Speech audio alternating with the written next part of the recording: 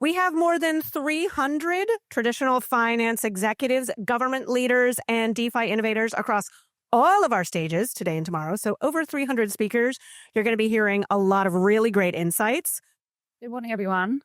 So it's very wonderful to be here today with Chuck Mounts, Chief DeFi Officer from S&P Global Ratings. So today we're going to be talking about trusted data, trusted ratings, and how we move that information reliably on-chain to decentralized finance and on-chain finance. So we're here with Chuck from S&P. So when we think about S&P and the name and the brand, we think about a very trusted institution, an institution that's really powering and supporting the traditional finance economy, pretty integral to how the economy functions, actually. So there's a lot of heritage there. But similarly, S&P are very forward-thinking and have already been a first mover, really, when it comes to engaging with on-chain finance, tokenization, and blockchain. And so with all of that, Chuck, from your perspective, how are you seeing the relationship between traditional finance and decentralized finance evolve, especially within the context of trusted data? Right. So thank you, Kylie. It's really terrific to be here. I guess I'd hone in on the first part about looking at an innovative future and charting a pathway to on-chain markets. A lot of credit goes to our executive team at S&P Global, so our former CEO and our current CEO, as well as the executive leadership team, to have the vision to understand and to start taking the steps to enable us to build the products and services that are going to be relevant in digital asset markets. And so that has brought us here today. So as you know, we launched our first product in the rating space about a year and a half or 2 years ago, the Stablecoin Stability Assessment, measuring the risk of stablecoin depegging from its intended one-to-one mark. And that has been followed by many ratings that have come out in the ecosystem, including, for instance, the Sky Protocol. And one thing that's been interesting from my point of view is when you look at the pipeline of business that's been built over the last 2 years, I would say a year ago, the clients that we were serving were all new clients. They were not our traditional clients, and we were making inroads with a new set of clients to bring and leverage our historical expertise in data, benchmarks, and analytics into the on-chain environment. As we sit here today, that's really started to shift. And that now when we are actively engaged with a wide range of not only still potential and new emerging clients, but also our traditional clients. And so there's been a shift from being very centric on new clients to our traditional clients coming into the mix. And so I see that as an evolution of, we see that the evolution of traditional players into an on-chain world is well underway. Mm-hmm. I think we see a very similar trend at Chainlink as well from our perspective. If you look at many of the projects that we've released into production quite recently, there is now very usually players that are spanning both universes. So a traditional finance institution, as well as a more blockchain native institution, Connexus, for example, and Ondo, UBS, for example, and GFT. And of course, the project that we've done together for bringing stablecoin stability assessments on chain, which is live in production right now on Base, is of course intended really, or we expect to be most useful for on blockchain native protocols and decentralized finance. And I think the involvement, or I'm sure in fact the involvement of S&P in a project like that is so integral as well for ensuring that traditional finance customers feel safer and are more emboldened to become involved in these new protocols. So I think we agree that there is a convergence occurring. We're seeing it from both of our perspectives. But of course, when you have a kind of blockchain native or Web3 company and traditional finance institutions, there is often quite a difference in culture and a difference in experience and in the types of universes that they're operating in. And so how do you think we start to try to bridge that gap? And I mean, obviously, we're practically engaging in this from both of our perspectives. What are the types of practical things that we can do to bring these Right. two ideologies together. Right. So bridging the cultural gap is a huge issue, I think. And one of the things speaking to both sets of audience, like for us to speak to our kind of traditional decision makers and processes is like, we need to move faster than we're used to moving. Right. And so looking at how can we expedite processes, not shortcut processes, but make them work more efficiently to get to decisions faster is part of what the TradFi firm needs to do. The more crypto oriented firm, it's a message of like, okay, just be a little patient. We're a big traditional company. We have a lot of processes to go through. We will get there, but it probably won't move as fast as you would like or as you would hope. And so just having open communication around that, I think is really helpful to set expectations appropriately on the scope, the process, and the ultimate timetable of a deliverable. For the traditional firm, I think there's also an added aspect, which is you can have the tactical team working on building a product or kind of building a go-to-market strategy or kind of around the digital asset or crypto endeavor. But you also need, I think, an internal sponsor, a more executive type internal sponsor to help push things along. So you need the tactical team to be aligned on the deliverable, but you also need that kind of more executive sponsorship to ensure that things move as quickly as they can. Absolutely. And I think this is something that I've really noticed, obviously being part of the project that we worked on together. That there has been an incredible capacity for S&P to really mobilize. And we were talking earlier actually about like, how is that possible? So many traditional financial institutions that have experience of working with kind of very normally, right, have a couple of proponents or maybe multiple proponents within the institution, but then there's usually this difficulty of other people within the institution who struggle with the concept or don't understand it or are nervous or worried. And so within S&P, there's obviously something that's being done slightly differently or working slightly better because you have been able to move pretty fast. So, well, thank you for that. Sometimes it doesn't feel like it's fast, but yes, I agree that for a traditional, well-established risk assessment company and benchmark provider, we have moved quickly. I think that probably the core component of it is education. And I know that for myself, I'm a TradFi guy, spent most of my decades and most of my career on the bond trading floor. When I first heard of crypto and Bitcoin and Ethereum, I thought, what a scam. That was my starting point. And the one constant factor to go from a skeptic to a believer to an advocate is education. So the more you learn, the more pathway you provide to converting someone from a skeptic to a believer to an advocate. I've been on that journey, so it's personal to me. And I think that's been helpful in helping, in a traditional firm, I would say most people, not all, but most people start as skeptics. And you kind of bring them along through education and the demonstration of use cases to get them to their what we call their aha moment. And so my colleague Charles Jansen and I, who launched this team together 3.5 years ago to take our firm on this journey, we are still to this day working with people within the firm, whether it's at the executive level or the middle management level or even the junior level, to get them to their aha moment. And do you mind me asking, what was your aha moment? My aha moment was I realized I didn't know anything about blockchain. I was going to say know enough, but actually I knew nothing. And so I contacted a friend in the crypto space, like, how do I get started to understand this? And he said, just start with Bitcoin white paper. It's an easy read, 10, 15 pages, whatever. And then we'll take it from there in learning. Literally 5 minutes into reading that, I put the paper down. I thought, oh God, if this technology can do what it pretends to do, this is going to fundamentally shift how markets work. And I went to our CEO with the message, you need to focus on this right now.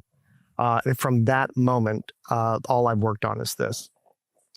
Wonderful. I do think it's super important that institutions that are the bedrock of our existing financial system pay attention to this, of course. And so you mentioned there how education is super important to bringing together these two different universes. And I think one of the key ways to educate, or a really good way to learn, is to actually go through use cases. By doing that, you can bring together a group of people in a room to focus on the application and what very physical and real thing is due to be improved on the back of that use case. And similarly, you can then work step by step on all of the different components, which is a really good way to, like I said, bring people together on the same journey and learn. But when we're talking about use cases and the potential huge expansion of the amount of applications for on-chain finance and use cases, which ones excite you the most? Again, kind of zoning in and focusing specifically on data and reliable data and bringing that to the on-chain finance world, which is really enlivening for you. Okay. I think I'll set just a tiny bit of context before kind of getting to the specific question, which is my colleague and I bring really different skill sets to the organization. So Charles Jansen, my co-founder for the team, is the crypto expert, the crypto native, the technologist, really understands the crypto ecosystem and the players in it. I have a very long history in traditional markets and how markets function, including being a former regulator at the Fed of New York. So the two of us together are able to have conversations that marry the ecosystem and capabilities alongside market and market structure and needs. That then allows us to ideate, like coming together to ideate solutions that will solve problems for our existing clients and our potential future clients. So that's how the magic happens. And it really takes that deeply embedded knowledge of markets alongside a deeply embedded knowledge of crypto ecosystems to create the products. Yeah. So when I look at the future, one of the things that excites me as a market practitioner for most of my career is that credit decisions, no matter how it's executed, the credit fundamental analysis and credit decisions are still at the root of whether you're going to have a profit or loss in your transaction.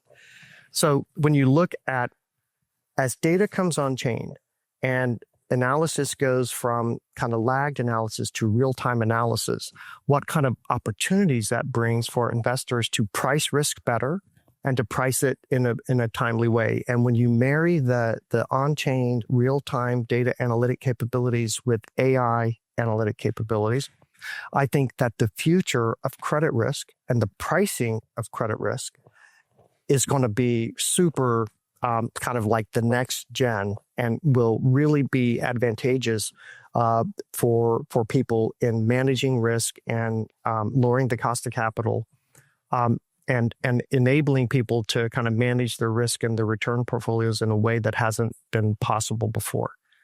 So that to me is like one of the most exciting developments that is coming. And I guess when we look into the future, we can't really necessarily predict all the ways in which things are done conventionally are going to unfold and develop. However, if we were to attempt to do that, and if we were to attempt to look ahead, let's say 3 or 5 years, in the context of what you've just described and this complete evolution or potential complete evolution in the way that we are pricing risk and credit, where would you hope, if things go super well, S&P is in the future? Where are you guys positioned? What have you enabled? What is your role? Okay. So, what I would love to see is not only us kind of replicate or, have a similar position in crypto and online markets that we have in traditional markets. I would aspire for our position to even be better. Mm-hmm. And so what we are striving to do is, with a recognition that clients fit along a full spectrum from being fully off-chain to being fully on-chain and everything in between. And what we are striving to do is take our historical expertise and data analytics and benchmarks and create the products and services that enable our clients, no matter where they are on that spectrum, to help inform their decision-making, to help provide liquidity in markets, and to enhance price discovery. So we're looking to make sure that we build the products and services that meet the needs of the clients no matter where they are in that spectrum of being fully off-chain to fully on-chain. And if we can build that capability over the next several years and be the partner of choice for our clients, then that's a great place for us to be in 3 to 4 years. Wonderful. Well, I think it's really evident that you and Charles and the team at S&P have been thinking about this for a while.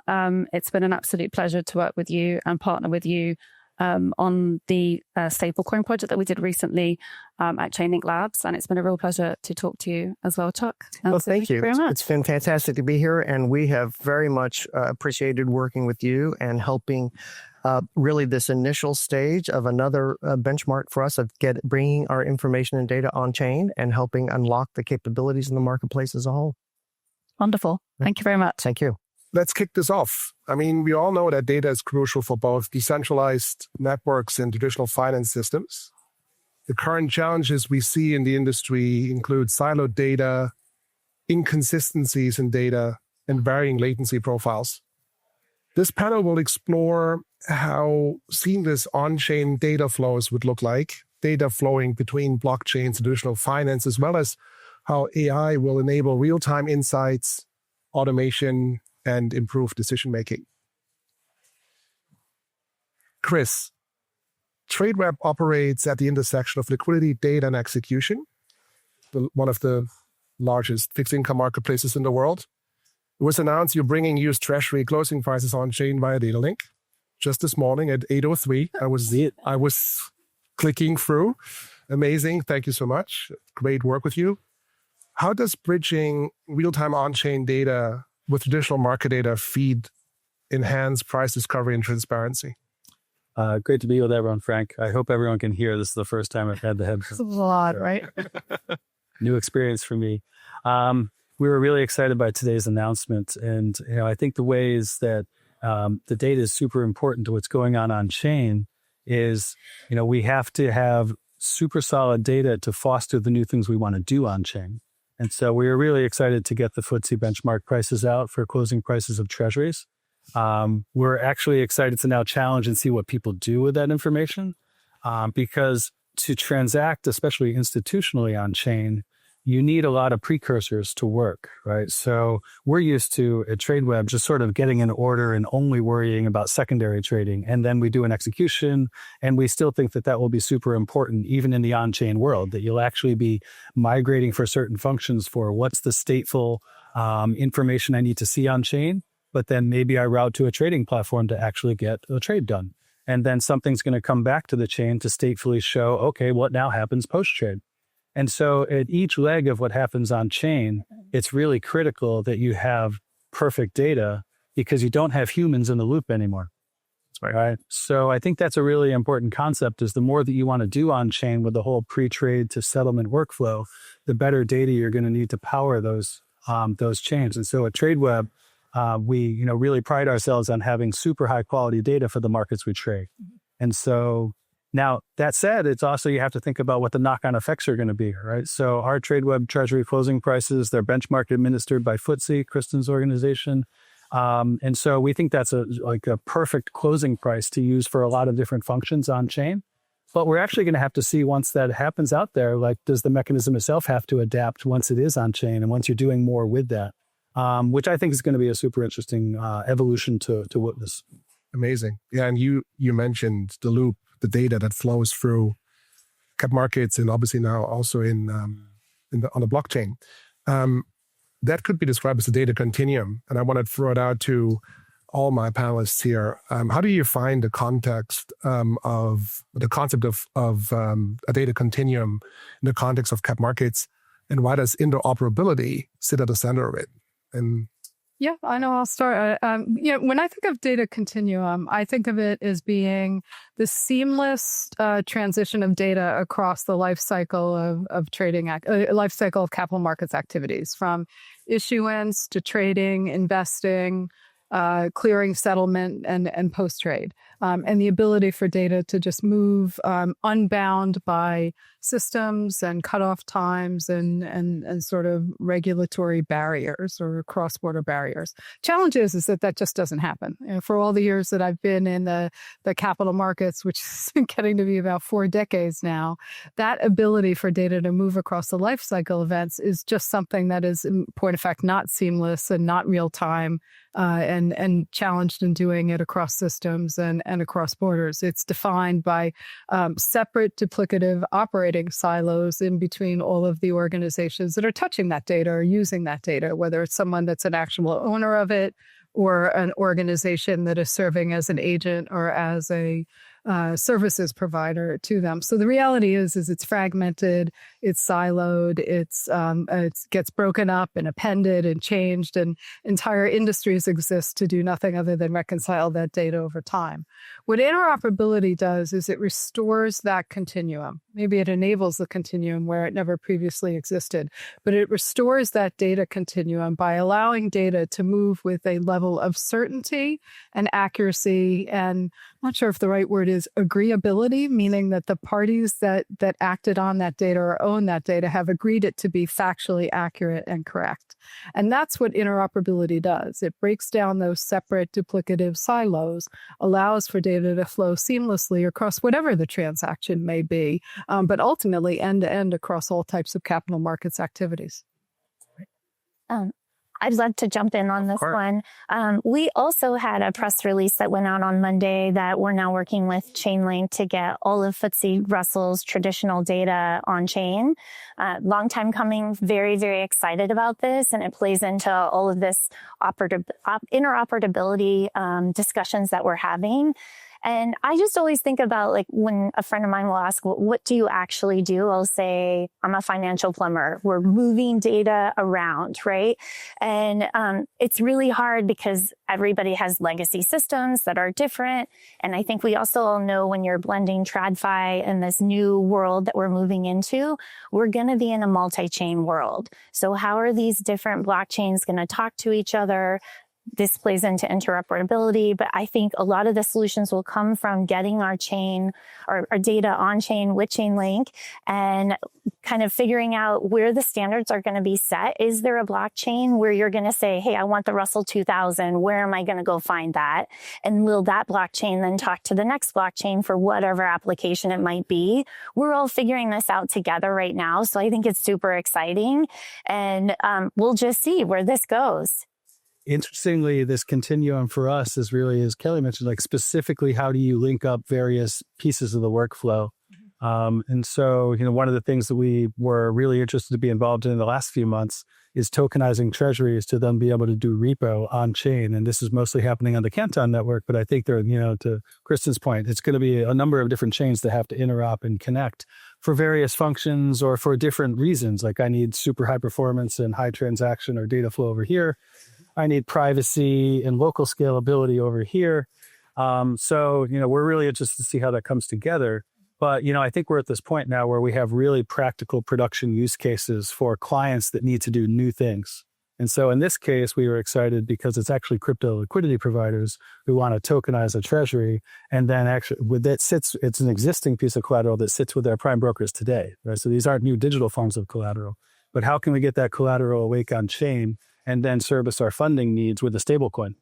And so that's where, we can see a lot of really cool things coming on concept with existing trading capabilities like our repo trading platform with on-chain services.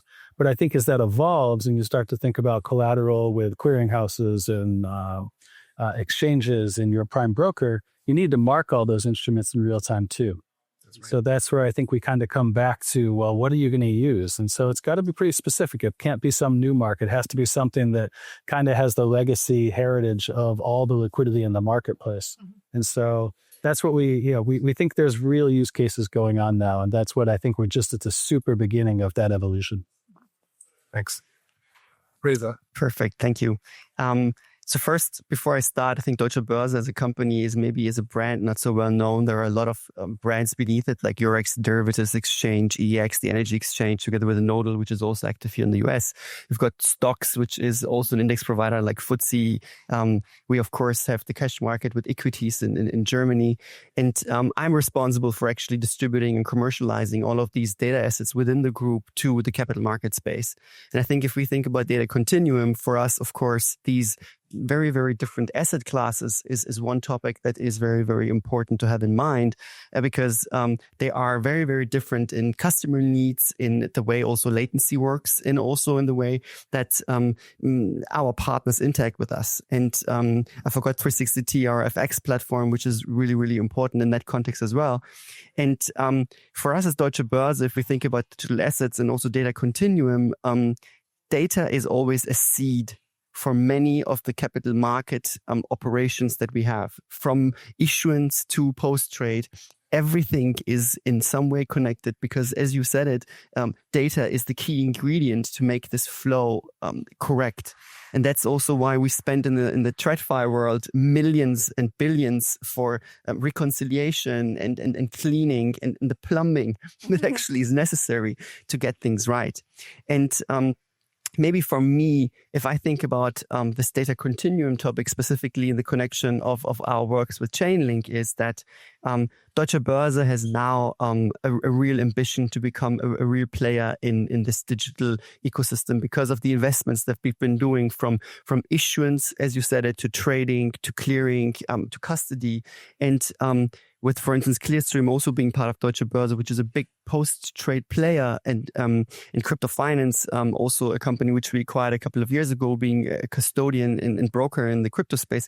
We, I think, have a lot of ingredients to make this data continuum a really, really great play across the whole value chain. And that's for us at the end the game. And I mean, we're going to talk a lot about, let's say, the Onchain world and the corporation with you, but I think maybe seeing it this way, multi-asset class across the value chain, that's what we really have to focus on if we think about interoperability in this data continuum. 100%. It's an ecosystem that we have to maintain and connect and expand. And in my mind, on-chain finance is a logical extension of an existing ecosystem that relies on data flowing effectively at high speed, with no latency, with high accuracy. That's the key thing, the data reliability. Now, talking about that, while I have you, and now you have a functioning microphone as well, which is great. What are the biggest technical hurdles in your mind around governance, compliance, that enables that seamless flow and enables interoperability between a blockchain system and established traditional finance markets? Of course. So, I mean, as you probably all know, every data content provider, as we all are here, is actually using intermediaries to transport data that we have to the whole capital market space. And I mean, vendors are playing a whole, let's say, role in this. I mean, we had S&P in the panel just before us, but of course, there are a lot of key players that also take this data directly. And I mean, they are sophisticated enough to do this in the TradFi and also in the, let's say, DeFi space. But I think what is important to understand is that I think this key role, like a Bloomberg or an LSEG or X-Refinitiv has been playing in the capital market space, does not exist in the on-chain world as we see it now. Chainlink could become something like this going forward, specifically because of your role in many of the different environments. But for me, one of the most critical aspects actually is how do we transport institutional grade data in the latency that customers need? And sometimes latency doesn't play a role at all. But how do we do this kind of interconnectedness between the TradFi and the DeFi space?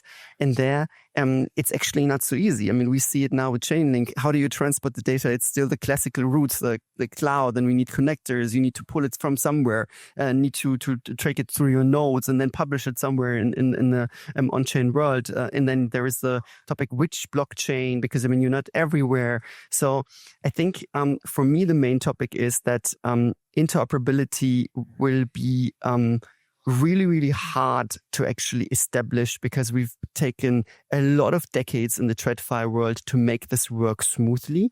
And a lot of investments have gone through this, but all of the different steps in the capital market that we have to make this a reality.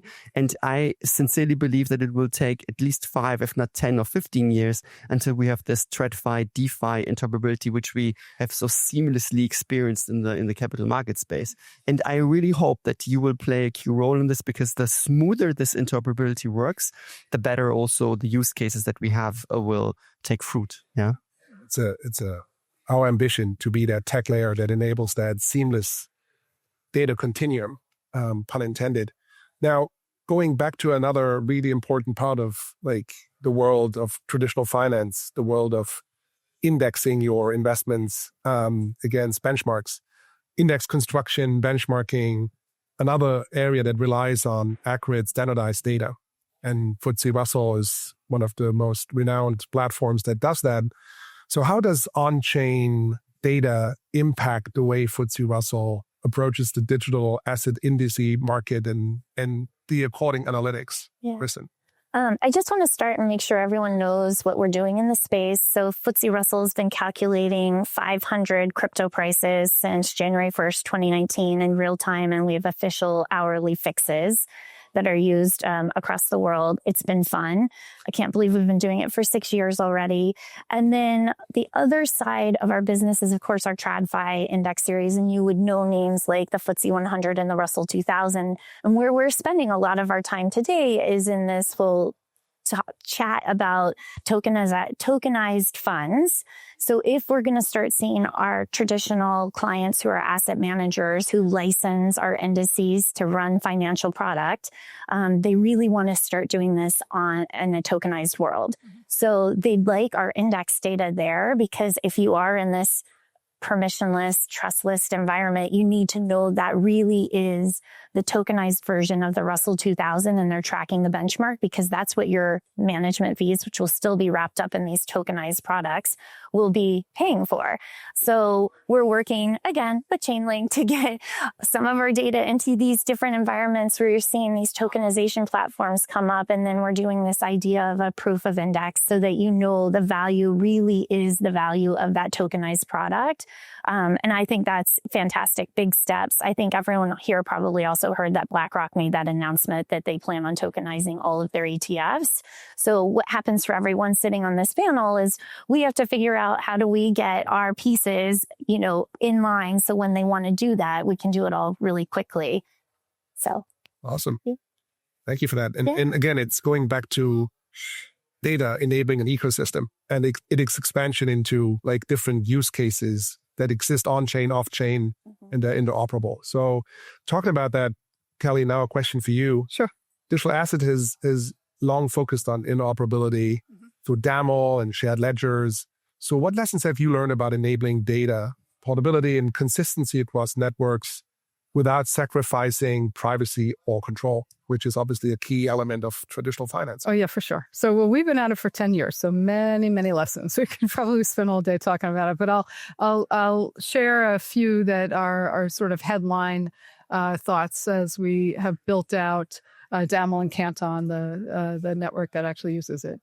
So first, I would say go where the value is obvious. What I mean by that is so much of the industry, whether you think of crypto, but really even just focusing on TradFi, is ripe for opportunity to get data more available to support more decision makings across trading and investing activities. Everything that Kristen was actually just talking about, but Chris had just referred to one of the transactions that we're focused on, which is getting the real world assets, the high quality liquid assets that are around the globe. There are about 270 to 280 trillion of them, but only about 10 or 11% at any point in time are available for use to move across borders for margin, collateral, and the like. So even before you get to some of the interesting newer types of products and services that will undoubtedly be enabled with crypto activities and where the intersection of DeFi and TradeFi meet, there's plenty of wood to chop just in getting the assets that exist in the capital markets today more mobile, more real time, more unbound by the settlement times and cutoff times. So go where the value is obvious. The second thing I would say is sort of anchor the legal title and share the state. And what I mean by that is when I first came into the industry, there was so much conversation about, well, first, let's get rid of all of the custodians, and there's not going to be any more transfer agents, and all the intermediate, every investor and issuer are now going to speak with each other, and the world is going to be wonderful. But that's not going to happen. The reality is I mean, maybe it will someday, but at least for right now, as a more practical approach to it, there are investors in the world who rely on the fiduciary responsibilities of their various agents. I joke and I say the Ohio teachers don't wake up every day saying, oh, good news, I can now manage it all directly because it's digital. They still want these services. So think about anchoring the legal title with service providers that can very clearly delineate ownership as it increasingly moves real time, but allow for that shared state on the status of data and the records of what's been happening to it. That actually moves freely across applications and transactions. Third one I would say is synchronize the workflows, not big data dumps. And what I mean by that is focus on synchronizing the workflows and the data as it's transacting, as it's happening across the different multiple parties and the different jurisdictions and the different applications using it, and having that shared state that I referred to a moment ago. And divorce yourself from this mindset that we've had in capital markets for so long of, first, let me get all those transactions done, and then let me figure out how to reconcile what I have versus what you have. This is where I think the work that TradeWeb is doing in the space in Canton Network, but more broadly, to be able to bring execution services and all of the activities that they support for capital markets into sort of that real-time environment. So think about no longer doing it after the fact, but you're doing it actually in the moment as those transactions are happening.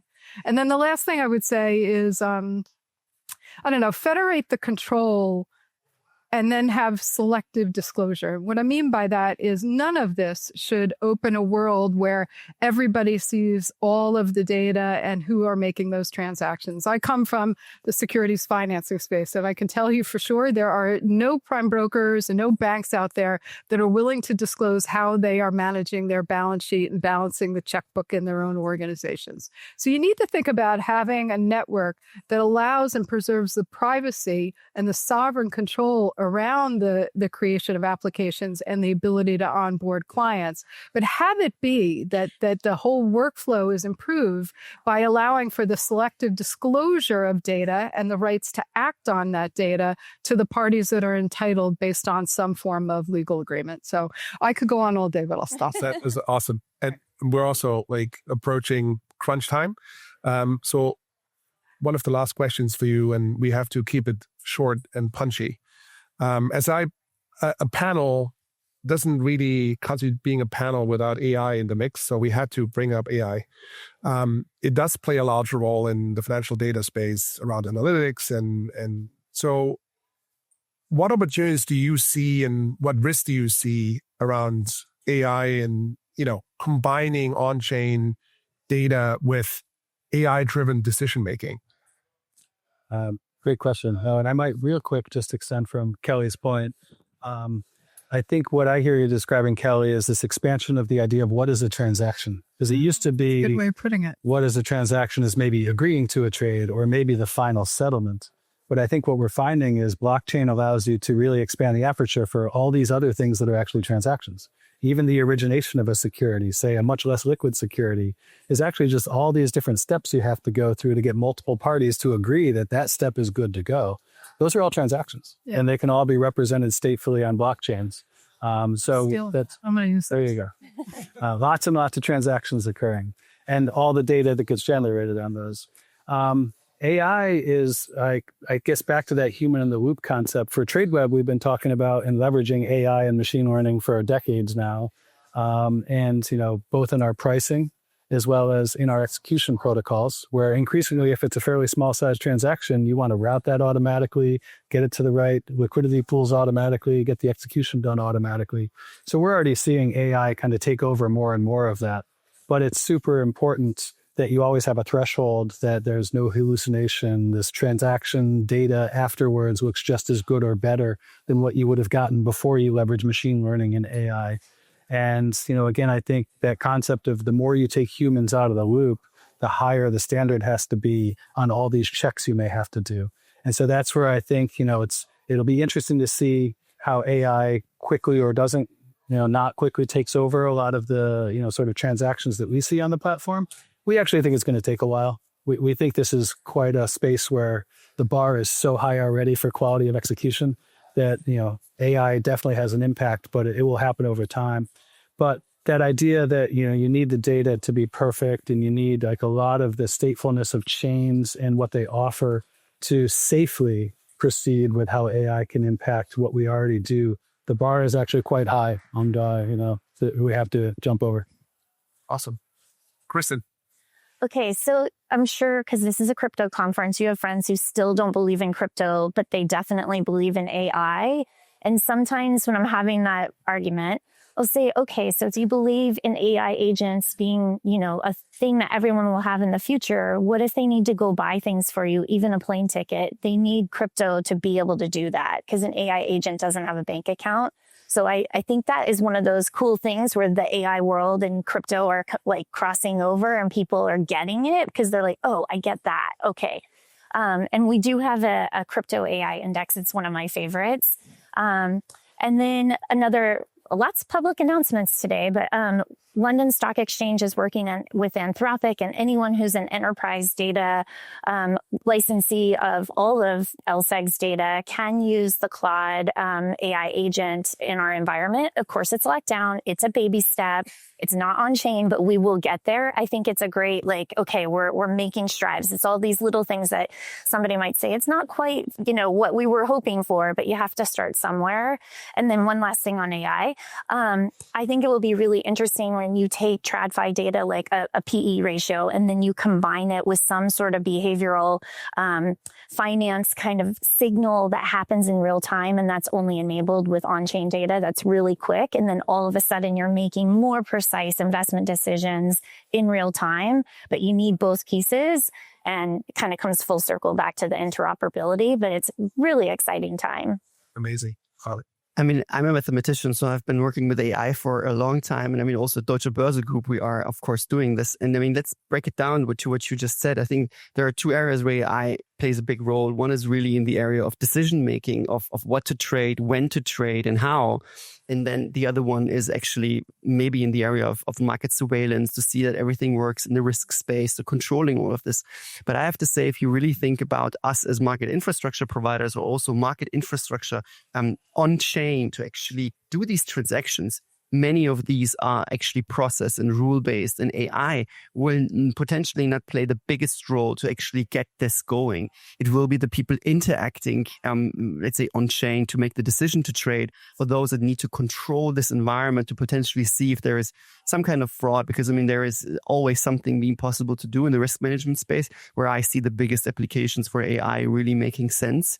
And also at Deutsche Börse, I think if you look, there is no difference between TradFi and let's say DeFi, in that it all will come to see how performant actually AI systems will be in the future, because latency plays a lot of role, specifically in the central limit order book.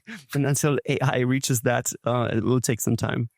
I agree with you. And you have the honor of closing out. The last word. I'll say really quickly. Just in terms of data continuity, maybe I'll just switch gears a little bit and just say, I think as we look forward, what we can expect to see is there'll be trusted synchronization, this idea of unified and shared states and shared ledgers. And ultimately, we're going to get to a state where there's an immediacy, integrity, and privacy of data that allows that data to flow as freely across borders and applications and firms as it does across internal systems now. Thank you. Thanks so much for listening in. We're closing this out now. We could have done another hour. It was a great honor to have you on stage today. Thank you very much. Thank you so much. All right, let's jump in here. So the purpose of this panel today is to talk about the power of open standards and what that means in the context of institutions starting to adopt Web3 standards. I want to provide just a brief example, and I'm going to start kicking it off to our panel of experts here. But one standard that I wanted to raise, because I think it'll bring some commonality to the group, especially those that are less familiar with Web3, is the standard of ISO 2022. It was a standard that solved a collective action problem across industry and across different areas of the markets that could bring everybody together and understand when a message is being sent, what it means. And that power really can help simplify things when everyone's operating off of the same rule book. And so our speakers today are all doing some form of standard setting within the Web3 space and outside the Web3 space to start bringing that same common language and that same ability to essentially solve a collective action problem. So we're going to start here with Dennis. Dennis is at 3643. Feel free to give a little introduction about yourself. And Dennis, how are you seeing standards operating for 3643? Yeah, thank you, Taylor. It's a pleasure to be here. So quick background about myself. As Taylor mentioned, I'm the president of ERC 3643, which is the largest RWA standard in the world. It's the official Ethereum standard and has been approved in over 23 jurisdiction regulations around the world, including recently with the SEC. I'm also a CTO and partner of PhD Digital, a global asset management business, and I'm also a strategic advisor to DTCC.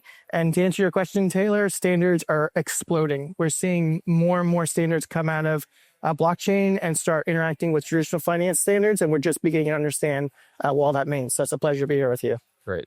And John, do you want to give a little bit of a background about yourself and explain how standards relate to Open Zeppelin's work? Yeah, totally. So I'm John Neufeld. I lead legal and policy at a company called Open Zeppelin. We're an open source company, and we provide secure building blocks for anyone building decentralized applications to do so securely, easily, with modular design so that they can customize them.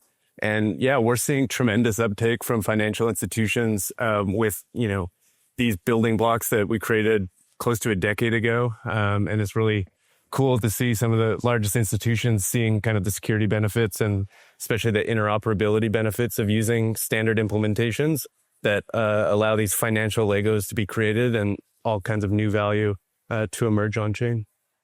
Awesome.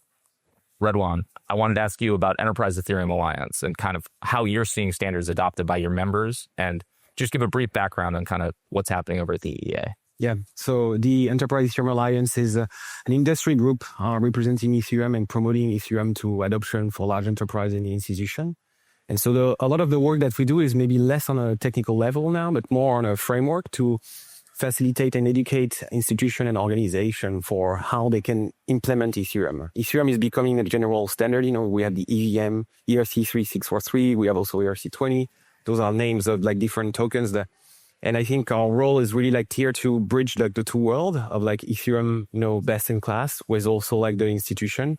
And we do that through a lot of different events, bringing the conversation with people that sometimes don't talk to each other and facilitating the understanding of how you can leverage Ethereum for your business and to make more money. And Karen, last but not least, please tell me a little bit about what's going on in LFDT. I know it's an incredibly important organization in the establishment of standards for decentralized trust.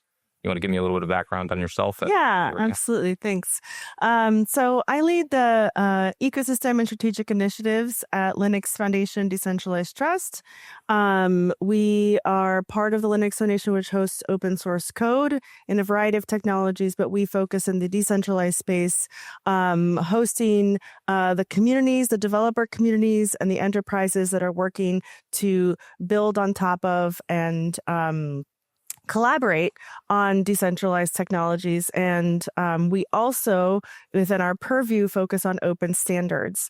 And what open standards means to us is standards that are developed in the open in a lightweight fashion that allows for multiple parties, whether it's government institutions, policy, the developers themselves, or the enterprises that are going to implement them, to collaborate together on what those standards can be, so that we can advance these technologies so that they're actually useful in the use cases we want to apply them. That's a perfect segue. Thank you. So I wanted to bring it now back down to earth a little bit for this audience and start talking about examples of how some of the institutions in the world specifically are starting to look at open standards in the Web3 space.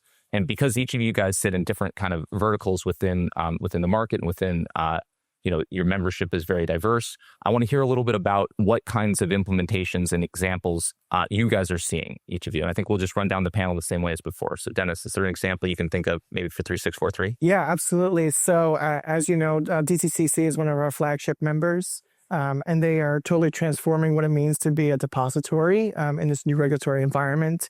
And ERC 3643 is part of that solution. And so we're seeing really interesting things happen with the NASDAQ filing around actual public securities. And certainly that's been really exciting. And then, of course, in Europe, we just received the permission from the WEPG in Germany and working with them to actually tokenize personal funds. We had done with ABN AMRO.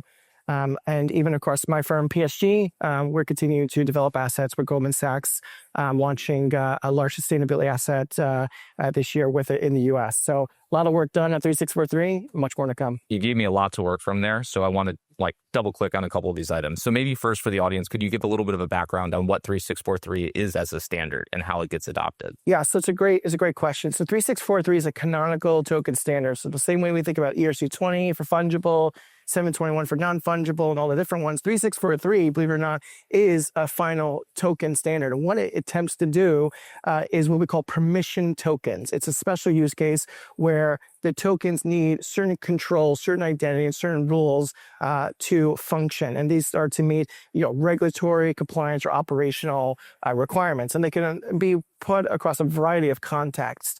And we see a lot of advancements around permission tokens and infrastructure around permission tokens. But that's effectively what you would classify 3643. It's not meant to compete with ERC20. It has its own lane around on-chain permission. Perfect. So kind of thinking about 3643, it's kind of the token standard upon which you can build your compliance obligations or you build your rules that you need to operate safely when you're in an on-chain environment. Absolutely. And even with working with Chainlink, we've even taken it much further. 3643 not only has really penetrated the regulatory space just as control, but when you look at compliance and with integration into the automated compliance engine with Chainlink, it gives us a whole nother dimension of rule sets, which is incredible. Even in integration with Chainlink CRE, which gives us much more lively data around pricing and NAV, and even across Onchain ID, which we're seeing massive innovations on privacy, is really moving standard forward. So standard is a living, breathing standard. We're seeing a lot of innovation around it while still keeping that core interface going.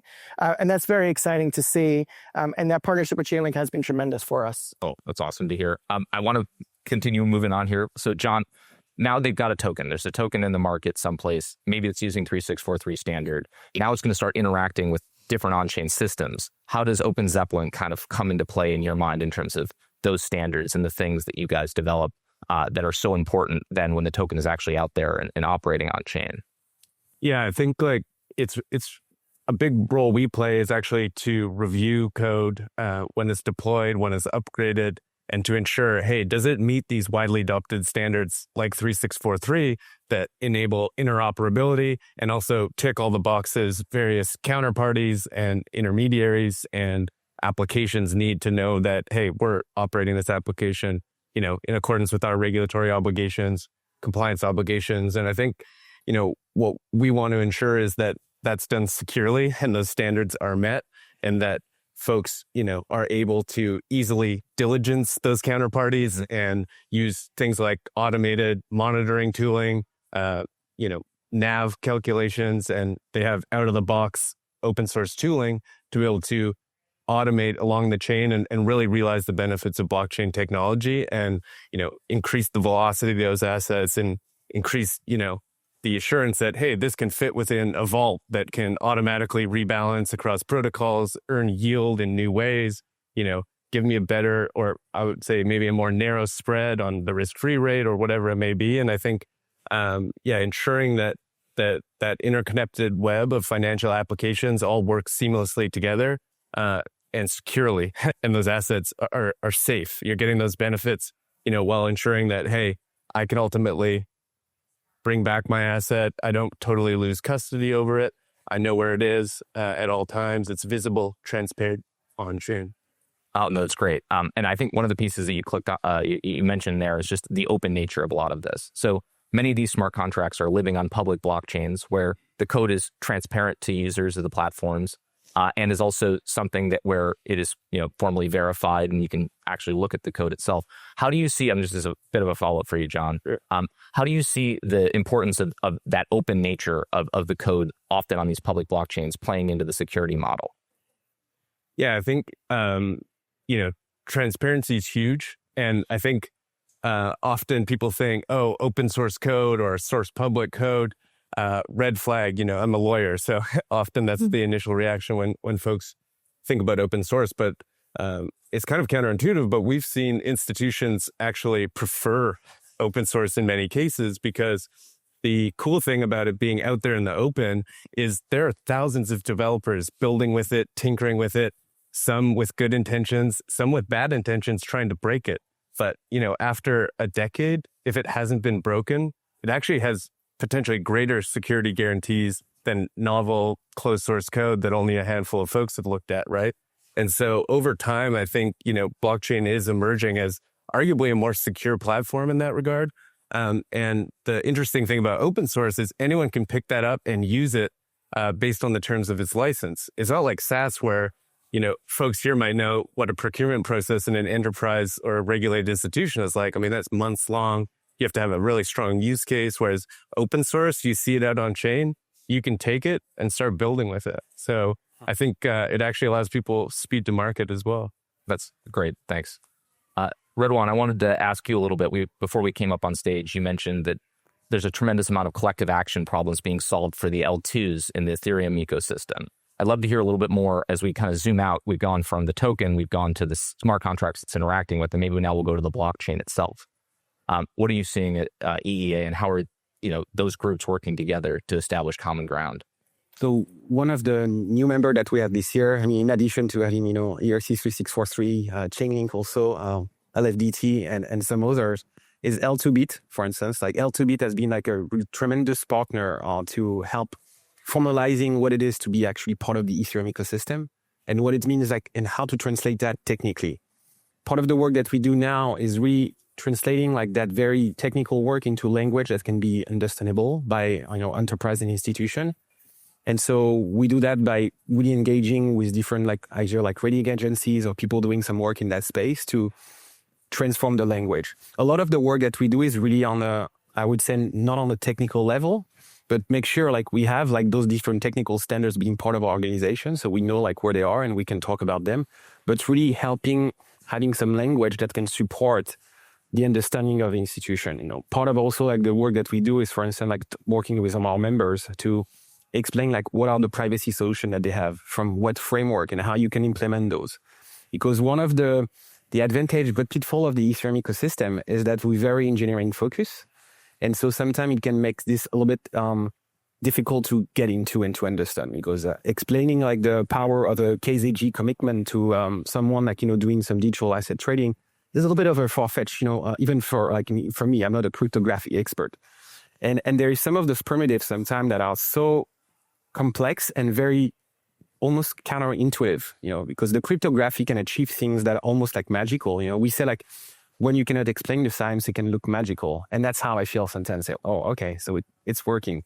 So that's the type of work that we do, and really supporting, for instance, in the L2, there is a huge working group on the Ethereum ecosystem, about 700 members. And all the different L2, there is about 162, 160-ish L2s right now. And they're all collaborating in an open source format on, I think, a monthly basis, where they actually work on some faster finality, faster withdrawal. And so behind those terms is saying, hey, how my transactions confirm faster, how I can also have access to liquidity faster. And those are things that are being addressed and built as we speak. And it's pretty incredible to witness the Ethereum community coming together to build those technical blocks, with now the context is going to really unleash an incredible power for Ethereum. Awesome.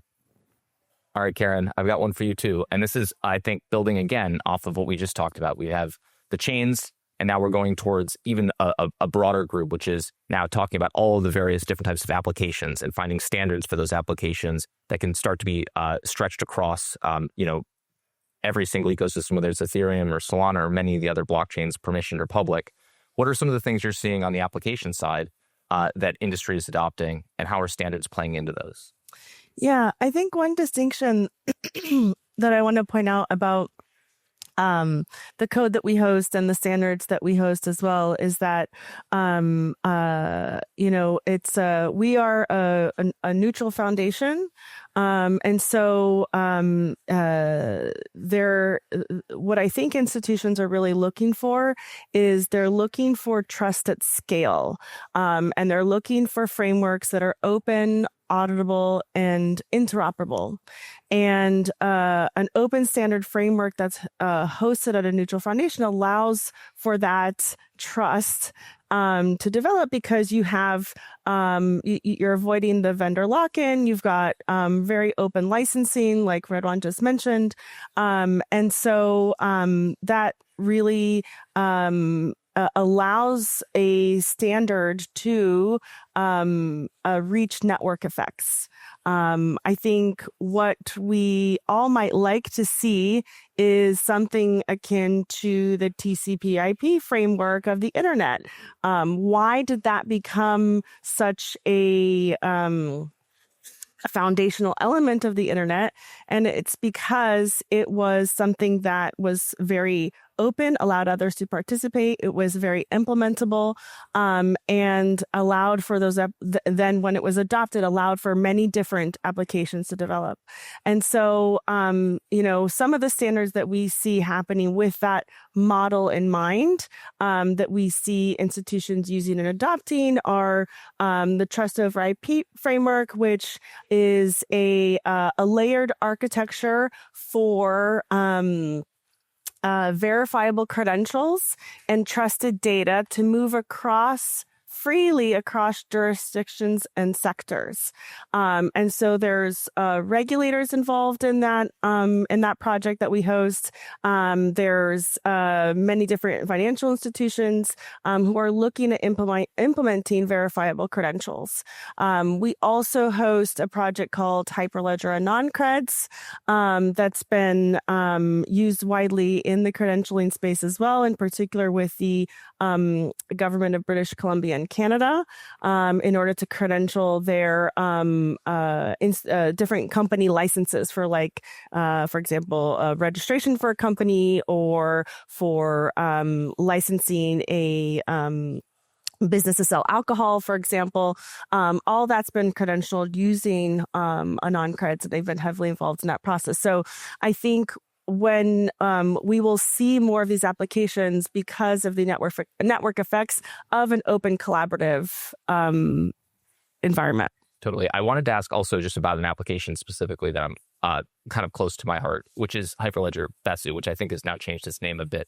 But it's just Besu. Besu now. Yeah. I'd love to hear a little bit about how Besu plays into that same open standard model and kind of its adoption with industry, because I think that would be useful for the group. Yeah, absolutely. So Besu is a distributed ledger technology that was developed within Consensus, and in 2019 was contributed to the Linux Foundation and is now an open source project that we host, and that and follows along with our open governance principles. So anyone who follows along the path can become a maintainer, not just the original maintainers of that project.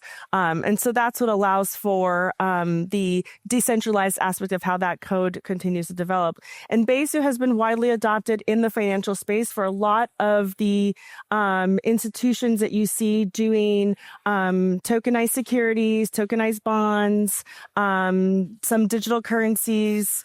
The Brazil Drex project is built on Besu. The DTCC app chain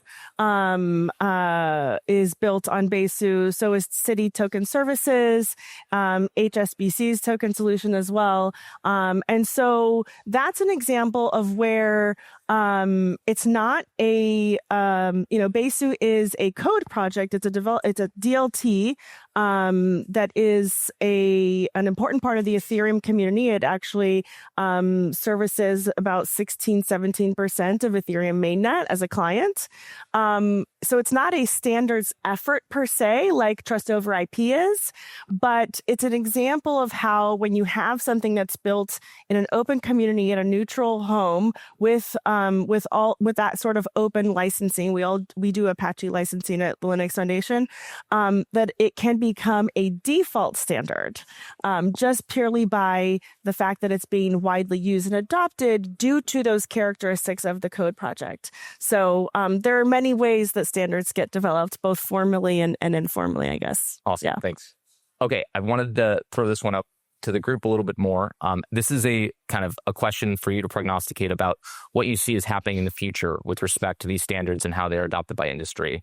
And just to put a little bit of color on this, I think many are seeing that the world is becoming more and more fragmented within the blockchain space. There seems to be a new L1 and a new stablecoin that's being announced every day on their own chain. How do you see that trend playing into the need for open standards, or perhaps, countering some of these open standards? And happy to have whoever's interested in jumping in first. Yeah, I'll jump in first. So I think as an industry, we're shifting more and more to dealing with fragmentation and dealing with lack of standards. And so the problem has always been, you have many different permission token standards or vault standards or whatever, and all of them are good, but which one does everyone agree on? And that becomes an unsolvable problem. And so for us at the ERC 3643, one of our biggest problems with fragmentation is our lack of access to DeFi, being able to provide great collateral venues and facilities for that. And I'm actually happy to do a little bit of a tease here that my company PSG and with ERC 3643 and some of our partners here will be helping to solve that by bringing permission tokens into DeFi. But the key part is to make it easy for the regulators and to do it in a standards first, open source way. And I think it's something that Karen and John touched on earlier is open source is sort of expected. Neutrality is expected. But I think to make life easier for regulators, especially around activities around interoperability, lending, other activities beyond smart contracts, we're seeing a bigger push for the industry to come together, for co-opetition partners to come together and say, this is the standard that we want to push.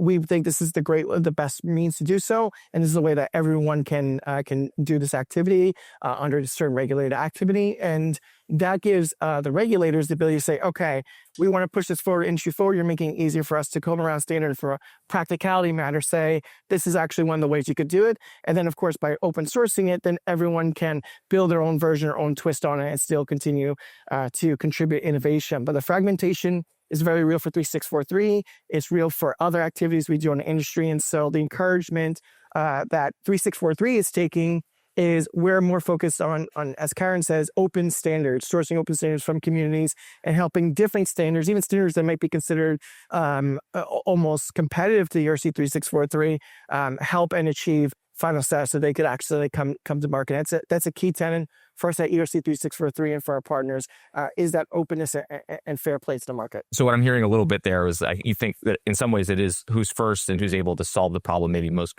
conclusively can be the standard that starts to be adopted most broadly. Does anybody else want to respond to that? I'd be interested. Yeah, Red One? Yes, sorry. Just, you mentioned fragmentation, and fragmentation is definitely like a situation, that we have even within the Ethereum ecosystem. But I would balance a little bit this as, it's fragmented, but it's also extremely interoperable, extremely like those interoperable working group, like you can really move from one L2 to another one within an instant. And they've done an incredible work to really build. And it's also kudos to the Ethereum Foundation has been stewarding that work to really make the platform Ethereum feeling like a unique, almost like an app. And they're making more effort into this.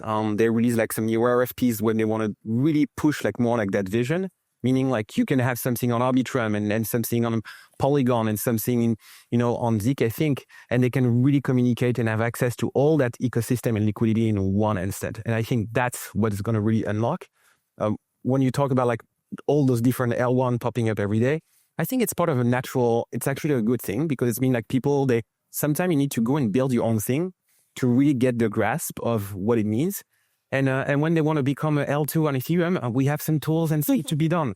And that's it for my little chill of the Ethereum ecosystem. But I think, it's pretty positive. They need to find community eventually, is I think what I'm hearing.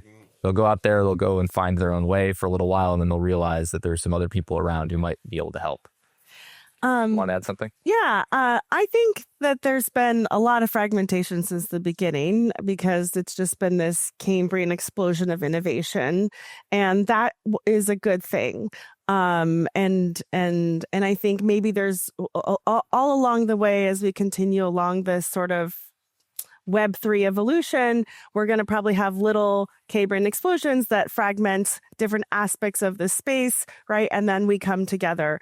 I think now that especially what I see is more of a desire to the come together part. And I think, the fact that more regulated entities are starting to get into this space, it's kind of a forcing function because they just can't entertain all these different options, and I think are going to force the ecosystem to collaborate where it makes sense, stop reinventing the wheel, and compete where you actually differentiate, and collaborate on creating foundations and frameworks that allows us to actually involve these institutions in this space. And so I think we're getting there. We're moving towards that. So I think it's a positive, and I'm looking forward to it. Great. John, do you want to add anything on this question? Otherwise, I can throw out another one. I think I lost sight of the original question. The original question is, in a world that seems to be fragmenting, how are you seeing that fragmentation play out vis-a-vis open standards? To the extent that maybe at Open Zeppelin, you're seeing more institutions adopting those standards, but still trying to do it kind of within their own silos or within their own lanes. Yeah, I think I'm encouraged. I want to mention one thing which Karen said earlier before our panel, which really resonated with me, is maybe breaking out the terminology. It's not just saying standards when any time we create a framework, and maybe frameworks is the first step, and standards is some more formal, like adopted kind of stage, because I think a common scenario is in technology, there's 14 standards, none of them talk to each other. I'm going to create a new standard to capture them all. And now we have 15 standards. And I think like Open Zeppelin's role in this, we're open source, but we're almost biased. And we look at all the standards out there and go, what do people really need? And what are they actually using? And we're actually going to create the most minimal design and break these into the most minimal composable building blocks as possible, with security in mind, reliability in mind, for kind of the more institutional adoption use case. And that's our approach, right? And I mean, we've looked, and like last week, the top 10 RWAs by market cap are, using our smart contract implementations. 8 out of 10 stablecoins by market cap, same thing. So, we see people gravitating towards these implementations of standards, right? We didn't necessarily draft the ERC or the EIP proposal in every case, but we're seeing folks pick up, hey, yeah, I can trust this, and then I see my peers doing it, and the industry then can kind of adopt that. So I think you put the building blocks out there and you let them compose them together, and then over time, modularity is that standard starts to develop. Yeah, and I think it's imperative that folks do gravitate around standards or something, whatever we want to call it, because I think the success case of finance on chain only works if this stuff does all interoperate, is compatible with each other, right? Unless we're creating net new value on chain. I mean, we all know you put an asset on chain, it doesn't intrinsically become more valuable, right? You need to create something new, or you need to be able to, lower costs. And so I think, it's imperative that all these folks, institutions, industry, regulators are all talking and interacting and figuring out how to come up with these common frameworks. Excellent. So I think we're at time. Thank you guys so much. This has been wonderful. Thank you. Thank you. Yeah. Where do we kick this off? Public chain solutions provide enterprises with privacy and security and auditability and compliance. These solutions obviously utilize the transparency and resilience of public blockchains. And that approach kind of helps the requirements of regulated institutions, right? That's the holy grail. How do we move traditional finance into a world that still, holds the core principles of financial institutions and traditional finance? With regards to opening questions, the first one I'm going to throw at Vanessa. Public blockchains were designed for transparency, right? Regulated institutions require confidentiality. That's a bit of an oxymoron. How do you each define, and I'll start with Vanessa, the balance between openness, privacy, and a compliant enterprise-grade blockchain environment? Thank you for the question. Thank you for having me here.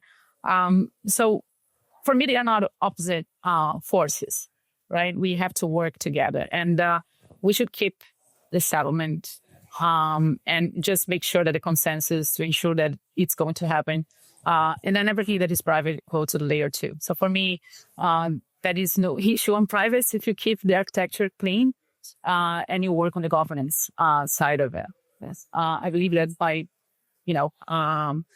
all that panelists have different opinions as well on how to keep it safe and secure. But by the same time, I believe that having a good and clean architecture, you can solve the issues, keeping what is public on the public chain. And what is, EII, you have to keep on layer 2. Fair enough.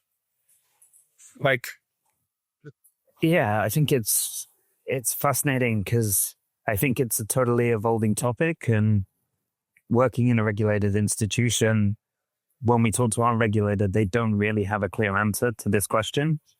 Compound that with the number of regulators that are now coming into this space, and I think it's an evolving playing field. I think also it's very easy to say a regulated institution requires confidentiality, but I think there's a balance to be had, and it's really about providing programmable permissions around privacy. That is ultimately where the future is going to be, because it's about sharing the data with the right people and making sure that people that can be trusted have control and have the visibility of where the data is going to be. That makes sense. Makes absolute sense. I mean, super successful 21x. Echo, what is your view on the subject? Yeah, and thanks for having me. So, I mean, when we started 3 years ago, putting together a legal and technical concept for the first on-chain financial market infrastructure in an institutional grade form and manner, with the highest regulatory bodies being involved in the EU, right? We obtained end of last year as the first company in Europe that so-called DLT-based trading and settlement system license. We had one clear direction, and that was public blockchain. And at that time, it was actually the case that most of the financial institutions were not comfortable on the subject with public blockchains. Especially, I remember before the Trump administration here in the US, I don't think any of the financial institutions that we were talking to, any of the major banks here in the US were actually even, I think meetings were ending at the point when we said we're doing this on public blockchain. So that has changed. That's a 180-degree turn now. We were dealing with several of the largest players here in the US. Nevertheless, what is important to understand is we're operating matching trading and settlement systems on chain, but then we have a permission layer, right? We're doing this in the first step. We launched on Polygon POS, and now we're integrating Stellar. We're actually almost done with that. And then we are also going to announce shortly that we're doing the same thing with some other protocols. Can't share yet which ones those are, but they're all public blockchains. And what's also important to understand is that the license that we obtained actually allows us to operate on multiple chains. So I'm not saying that there is not a case for a hybrid model also in the future, where we might be operating also parts of what we're doing on private chain. But for the time being, when we're looking at personal information, when we're looking at sensitive information, that is actually not stored yet on chain. Yeah. And I think that's why I say that's our hybrid model, and that's how we kicked off. That makes a lot of sense. Now, from a public blockchain aficionado to Eric, Canton. Yeah, I guess I actually disagree with the question and the framing. You can go back to Bitcoin Talk, and Satoshi himself will tell you transparency is a bug. He knew that the public nature of all the data being completely transparent interfered with his goals for Bitcoin, and even Hal Finney before that was working on stuff in Zuko as well. So they're not designed for transparency. It was a necessary evil as they came to market at the time for a lack of capability to do otherwise. They just didn't know how to do it, frankly. And then the other problem that I find kind of confusing in the question is that confidentiality is not really what I would say banks want, because my interpretation of the word is it's a lot closer to anonymity. And what you don't want is a bank to say, hey, regulator, we've just installed this really cool new algorithm over our bank accounts. I can't see 30% of what's taking place, but a black box tells me it's all good. So that's cool. No one really wants that either. So in the crypto space, there's this really false dichotomy between fully public and fully anonymous. And actually what we need in capital markets context or real world asset context is privacy. So it's really the configuration where the right entities are guaranteed to know at all times. It's not like a viewing key after the fact, but it's a real-time direct participation in the information. They can disclose that as they see fit. And then if you're a participant in it, you see your subset of the workflow. And if you're not one of those parties, you don't. And I kind of disagree also with the framing around, the multi-regulatory bodies don't know how to deal with this. This is what they've been dealing with for pretty much their entire existence. If I want to subpoena what's going on at chase.com, I go to JP Morgan. I ask them, and they have disclosure rules, they have reporting rules, but the information about what's going on at chase.com is not public information. So really, when we say we need privacy in a public network, we need privacy the way we have privacy in the internet, which is also a public network, which is that everyone that operates their app or their asset or whatever they're doing have the configuration rules to set that up exactly the way that they need it. And that's what Canton was built for. Painstaking more than a decade of our lives to do so. And it's not as straightforward as the black and white everything or nothing that everyone wants to frame this as. That makes sense. And this is going to be an interesting panel for sure. Without pulling punches. 21X, going back to you, Max, is building a fully regulated exchange on a public blockchain. From an architecture point of view, what cryptographic approaches are you using to preserve data confidentiality while maintaining the benefits of a transparent and, a fully trusted marketplace? Alex. So, first of all, maybe to clarify in regards to the question. So we are already up and running since September with our secondary market. We launched in May of this year our primary market. So when you say building, I think it's fair to say we are already operating. And then just for the audience, what we've done in the EU, we're now trying to deploy in the US. So we actually have the confidence, I say, from the conversations with the SEC and also the crypto task force, because as opposed to Europe, here you don't have a capital market infrastructure regulation like we do yet that is blockchain leveraging, right? It's more a path of playing catch up. It feels that way, at least, playing catch up, right? Where you are providing certain exemptive reliefs. And those are very disruptive for capital markets, extremely disruptive. And that's maybe also getting to the second part of the question, and that is we're operating an exchange, right? It's actually not just an exchange. It's much more than an exchange, because it starts along the value chain of where we record securities, right? Not with the CSDs that are running monopolies or duopolies, right? For markets, it's actually registering the securities natively on chain, right? And leading to that next generation of asset tokenization, which is no longer, when we're looking at real world assets, digital twins, but it's actually natively tokenized financial instruments. And like I said earlier, we have a permission layer, you have a whitelist, right? Just because it's happening all on public blockchain doesn't imply necessarily that it is freely transferable, even though we'll also have cases where that is going to be enabled, right? So there's a certain degree of transparency, but then again, looking at what the, say, requirements are of the participants from the institutional space, we take that into consideration. I think we've understood very well what can be done and can't be done, and that with a focus on public blockchain. Very makes sense. Eric, back to you. Canton has focused on enabling interoperability across permissioned and public networks. How are you approaching the data confidentiality across these boundaries, ensuring that privacy and compliance requirements don't break the trust model? Again, we have this model today. It's foreign in the blockchain space, but it's not foreign in public networks. That just because I have a browser on the internet doesn't mean I get to see everybody's bank account on the entire internet. That may be a decision from one of the websites. Someone might choose to do that. Frankly, the public chains like Ethereum and Solana have effectively chosen to do that on the internet, which is make everyone's account balances public information. But generally speaking, that's not the pattern that we have already today. And like to try to give someone an intuition about how Canton works, because we don't use any of the fairly existentially risky ZK or FHE implementations. Like what's the safest way to protect data? I'll put you on the spot, Frank. I mean, putting it in a cold storage? I say it to people like, lock your phone and give it to me for a week. Are you comfortable with that? Not really. Right. Not in your case. No, right. So like segregation is really, the way that I think we generally feel the most comfortable. So the fundamental architectural mistake in a lot of these blockchains is to replicate all data to all parties. It was a necessity when you're talking about a Bitcoin, but it's not a necessity when you're talking about a stablecoin or an RWA.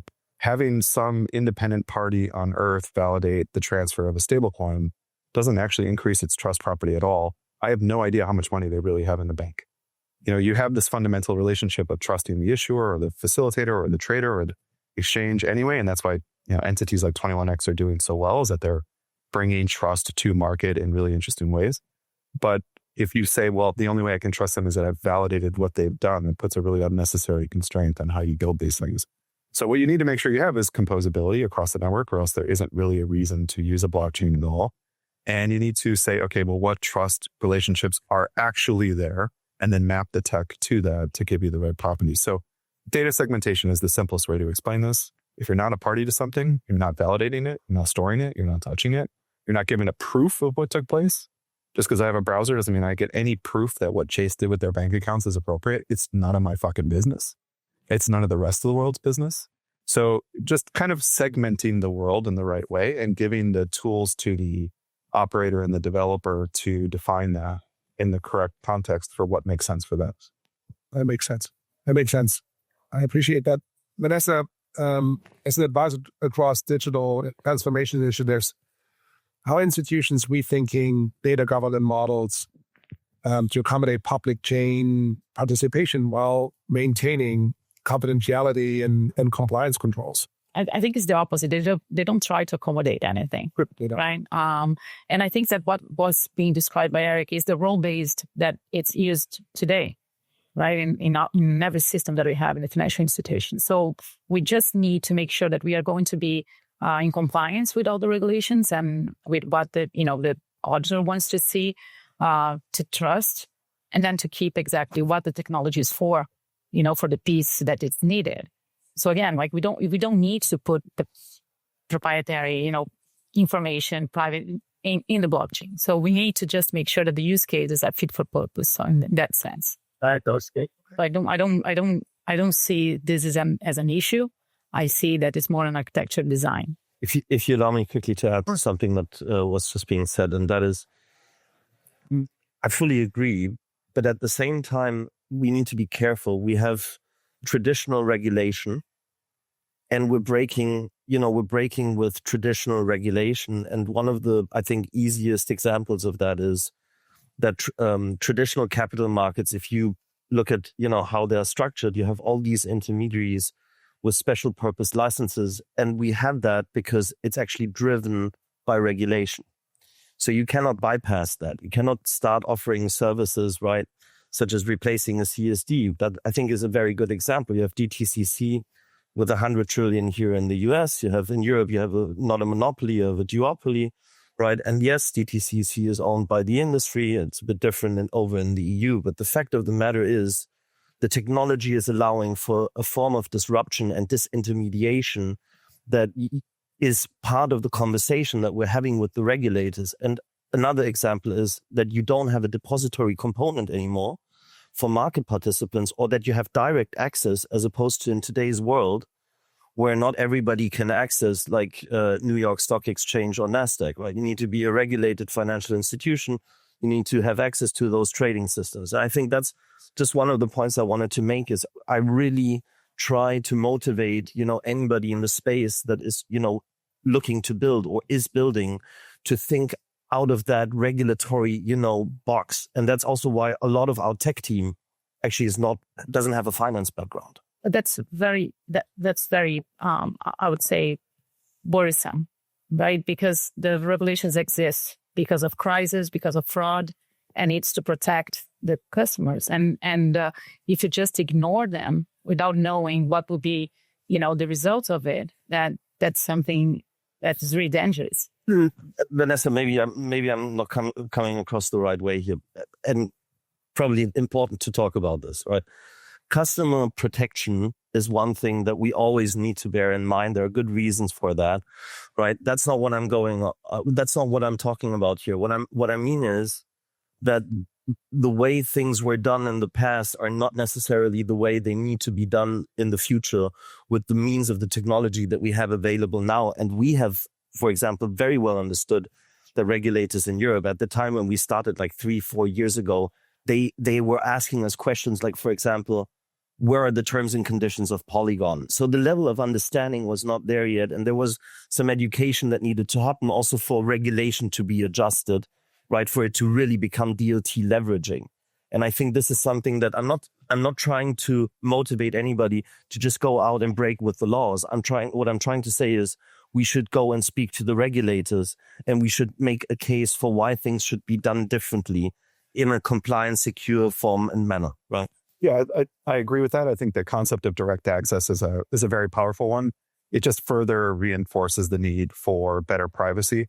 A lot of this information is held in street name or omnibus FBO accounts, and there's a lot of even second layer privacy benefits from the indirect access models. So it's kind of impossible to think about a at-scale direct access model without privacy, or else I'm going to be able to look up everyone in this room, what stocks you own, from what price, what level you purchased them at.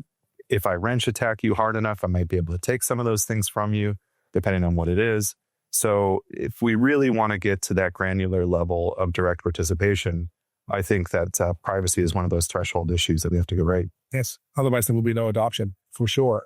Like CFO of a highly regulated environment, a bank that operates in a highly regulated environment, again, you come across client confidentiality and data protection issues a lot, I would assume. So while you still also embrace the principle of transparency that is inherent to blockchain technology, how do you bridge that gap? West. I think the answer is pretty carefully. Ultimately, as a regulated bank, in Switzerland, we have to abide by Swiss banking secrecy law. This is incredibly stringent, and Eric makes a very good point around subpoenaing information from the bank, and he's exactly right. Even in Switzerland, Swiss banking secrecy has long been broken, but it's much more than that. It's much more nuanced. It's, to Max's point, it's around educating the regulator about how this technology can be deployed and can be used to help our clients. So if we take, for example, onboarding a client, often the most tricky element, we have a private banking element to our bank, and these are high net worth individuals. Their wealth is very complex, often across multiple different assets and different asset classes, not just crypto. And actually they find that the transparency that the blockchain provides helps them to prove their source of wealth, because you can track the transactions, you can build up that story for them. So a lot of the time we can help our clients on that journey, and that is really powerful for them. It allows them to get the account. It allows them to access our services quickly and easily. And we have confidence and faith that what has happened has happened. And so from our regulator standpoint, often the regulator is almost amazed at the level of detail we can generate and go into. And that really helps from a money laundering and AML point of view. And it gives a lot more trust and security. That said, I think I would say that there's a long way to go, and the regulator education piece cannot be made enough of a key point really here, because we deal with 4 different regulators at the moment. We got our MiCA license just last week, giving us access to the European Union, and all of those regulators have totally different approaches, totally different ideas. What they see as allowable is different. So even country to country within the European Union, sometimes you have different approaches. Malta has a different view to Austria, where we have our license. And this is really interesting. I think over time it's going to evolve. But at the moment, it's a little bit like KYC is for TradFi. It's still evolving. You still have the grey list. You still have different countries implementing it in different ways. And I think that is the key conundrum. It's when you get that critical mass of people all sort of standardized. And I think the panel before this talked a little bit about this as well. This standardization is something that we really need to start to see, or at least start to drive. Right. Do you see regulatory shopping arbitrage going on? 100%, yeah. All the time. All the time. Especially in the European Union. How could you not? What's a rhetorical question? I thought you were going to jump on it, but we can do it maybe later. And isn't it in the US, Bermuda? Could be. Again, like throwing it at all panelists, technologies as zero knowledge proofs, homomorphic encryption, secure enclaves are often cited as solutions to the challenges we just discussed the last couple of minutes. Which of these privacy preserving methods are mature enough in your view, like for institutional grade adoption? Eric, I give it to you this time. I mean, in a single word, none. I mean, look, I always have to try to qualify this a little bit. I'm a really big zero knowledge proponent in the right context. So I've been very active in the zero knowledge space for Zcash for a while. It's a very big position in my personal crypto holdings. I'm a really big Zcash proponent. The risk that you take with zero knowledge and FHE, the immaturity of the tech, the risk of the tech to allow bugs where you could just mint an arbitrary amount of the asset, is worth taking if your ideal is borderless, censorship resistant, crypto punk outcome, because that is about true anonymity and protection from nation states. When you're talking about a stable coin or an RWA, I think that risk is existential. The chance that you might not have as much money in circulation that you have in the bank account, or actually the inverse is much more likely, that there's more in circulation than is in the bank account, I think is a deeply inexcusable risk to take, especially since the tech doesn't solve the problem that you have. You're not asking for anonymity, you're asking for privacy from the general public. So it's the wrong tech for the problem, and it has inherent in it risks that make it existentially risky for you as the operator. So I don't think that it's even close to ready. And then there's this common argument used around, well, the code's going to get a lot better. There's a really big investment going into zero knowledge and FHE. The investment is first into making it more useful. So the code is becoming more complex first before it hardens and gets better and tightens up. So the risk of those bugs existing is increased over the near term. Maybe it gets better over the medium or long term, but today it's not something that I think is worth the risk. Sarah? Vanessa, your views? Yeah, so I think that all of them can be used, right? Depending on how you architect your solution.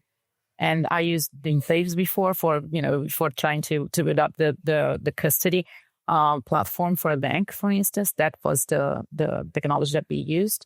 But I believe that it needs to be hybrid, right? And you need to make sure that you are using the best for the role that you are the issue that you are trying to solve. So you can use ZK, to bring trust, right?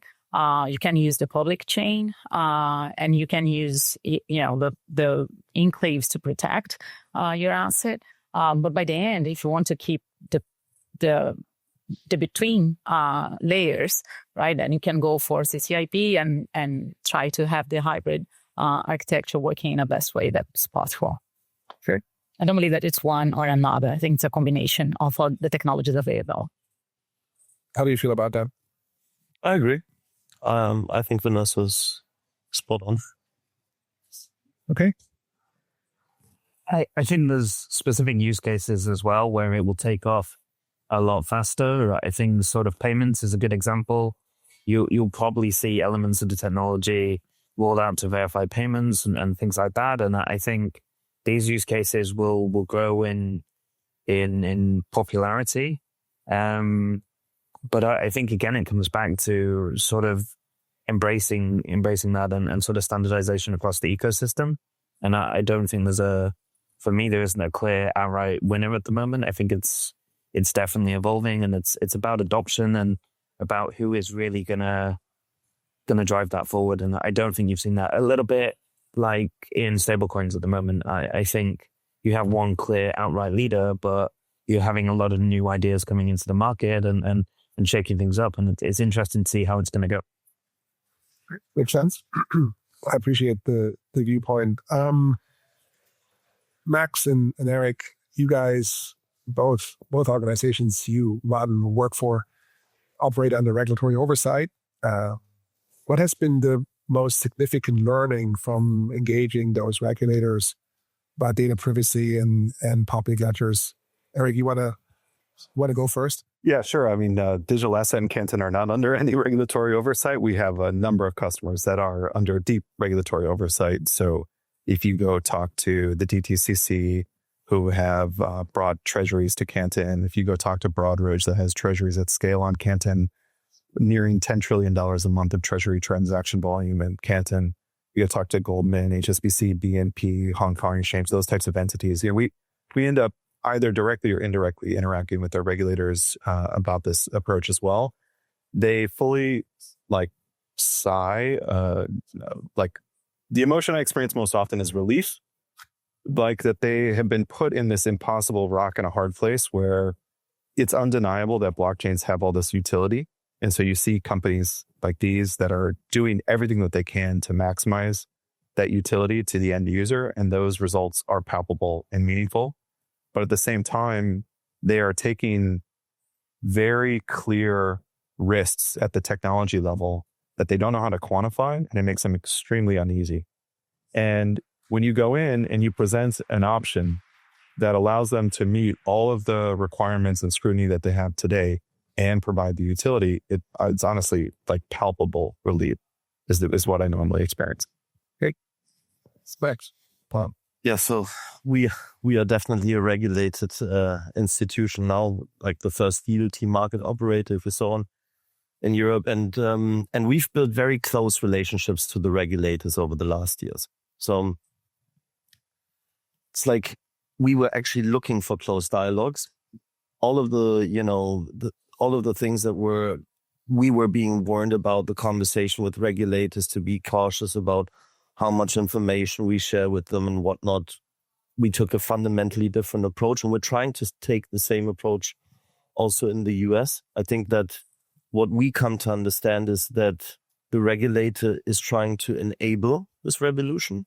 Yeah, that sandbox regime that we have in the EU, there's going to be, in the next few weeks, there's going to be an announcement as to, significant improvements, which is again driven also by the activity that we see here in the US. And I think that the challenge isn't the technology. I think because technologically we're going to solve for it. I think what we really need is DLT leveraging capital market infrastructure regulation. That's what we need. And talking about the topic earlier also about harmonization, right? I mean, it's interesting to see which countries were the first countries in the world to adopt, and, how long did it take for the US to take that significant shift in approaching, and opening itself towards these topics. So for us, it's really about, providing benefits for capital markets that were never realizable before. Something that we claim the Spotify moment of capital markets, atomic matching and settlement, right?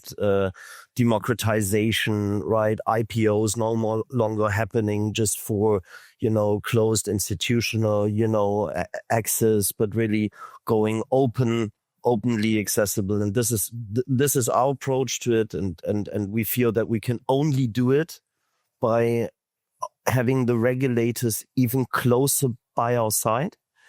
and I normally don't talk about this, but one thing that I can share today is when we obtained our license, right, it was the European Central Bank, it was Bundesbank, it was the European Securities Market Authority, it was BaFin that came to us and said, would you guys be open for us to meet up every month? And can we learn from what's happening in the market from you guys? And I mean, that to us was like, it was music in our ears, right? Because that is exactly what we were looking for. Keep those feedback loops really short. Let them know what the improvements are, right? That feedback from the private market, like from players in the market, right? Not only from public bodies, that it's not driven top down, but it's more coming from, feedback from new use cases that we are building from market sentiment. That's joint innovation, basically, bottom up. It makes sense. Talking about innovation, Vanessa, you often work with companies that have to navigate innovation, the pressure to innovate, doing that with meeting regulatory expectations. When you advise these firms in terms of future-proofing their blockchain strategies so that they're compliant and they maintain confidentiality mechanisms, how do you see the evolution of fast-changing privacy and, AI regulations in that context? Is that coming up in the conversations? It is. So talking to the regulators, we just need to understand that they are not versed in the technology. And the thing is, how can we educate them, right? More and more. They want to learn, and they are not against you to evolve and for you to innovate. It's less conversation about how you architecture your privacy, because that is very little in production, to be honest. And the main issue is how can you make this interoperable with your legacy, right? So they are also concerned about what kind of controls are you going to keep if you change the technology. And that's what you have to show. Like, we are going to keep the same sound control, and we are going to avoid the fraud and the issues on a crisis, right? And that's the dialogue that needs to happen. It's less about the technology and the architecture, although they need to be involved and they need to learn, right? Because what's coming next. But it's more about how can you keep them aware about the use cases that you're trying to apply and to improve, right? How you can have a better environment, more control environment, because that's what you're looking for. And you're not looking for less control. Right? We are looking for something that is soundproof for them, right? They can rely on, they can trust. I think that's what we are, that's the communication that needs to happen. And it's less about the technology itself and more on the why and how we're going to apply. That makes sense. As we approach the final 10 minutes, we have ample time to have a lively conversation around our closing question. So looking ahead, do you see public blockchains becoming the default infrastructure, institutional activity? Will hybrid cross-chain and permissioned models remain more practical in terms of balancing privacy, balancing auditability, and compliance? And I wanna keep Eric for last on that one. And I think I start with Mike on this one. Sure. I think it's a hybrid. I think there's definitely going to be elements the world will come through, and certainly certain parts of institutional activity definitely will see this more and more. You're already seeing a large number of not just pilots, but people running these activities already in the institutional space. I think that's only going to grow. I think certainly with Biddle and Benji, you've already started to see this to a degree. But I think there'll always be a large element that requires privacy.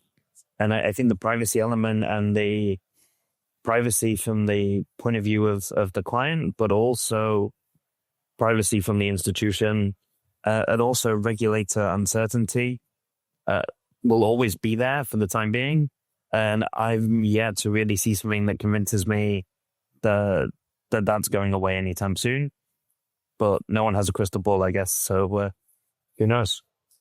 Fair enough. And it's a fast-paced environment, so we'll see a lot of innovation for sure in that space. Talking about innovation, bring it back to you, again, trailblazer in that space with your team. What is your view on the subject? I think that public blockchains are gonna form the foundation. Yeah.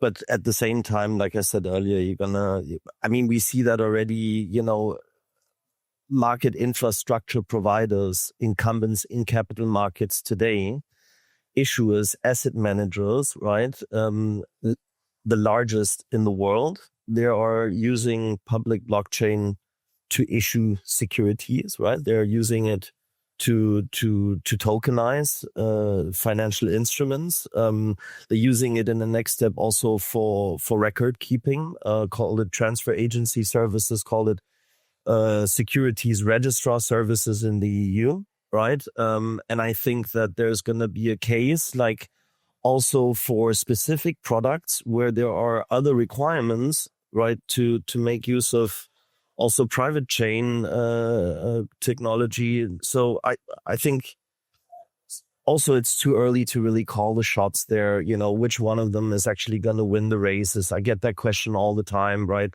For us, it's not, the time is not now to make that choice, right? But rather to mitigate risk of a default event, right? Where still the chains that we've chosen, I would say, are very robust chains, but still you need to also think of those risk scenarios. And but going back to the question and looking ahead, I think that public blockchains are becoming the default. Yes, I think so, and still it's going to end up being a hybrid on a case by case model. Okay, I tend to disagree for the public blockchain being used by other financial institutions as well, because even for those that are issuing digital native funds, they keep everything being processed in the original rails. So it's kind of a digital twin, right? Even if you were issuing a public chain. So because it's not that they don't trust, but they have to show all the controls and all the processing, and they have to talk to their legacy. So you have to do risk management, compliance, and every other things for operations, right? And all the regulatory reporting, you have to do it. It's all off-chain.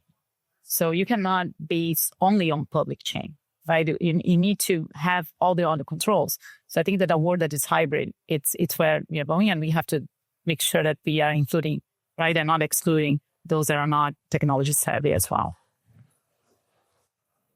You want to react to it, or? I mean, that's kind of, I think what was referring to it. Not everything is going to be happening on public blockchain, but hybrid. Hybrid is. Eric? Well, I kind of agree with everyone, but I have a different conclusion. So, the singular technological innovation of blockchains, as opposed to just running a really nice 24/7 internal system, is composability. So you have to think within the context of network effects. And in that context, I believe that there is really no long-term reason to run private blockchains, L2s, subnets, etc., because you've thrown out the network effects that go with it. So for me, the things that make sense to do on chain will be things that will be composed with other stuff in the network, and network effects will win. So at some point in the future, we'll find ourselves in a world with 2 or 3 L1s, and that'll be largely it, in my perspective.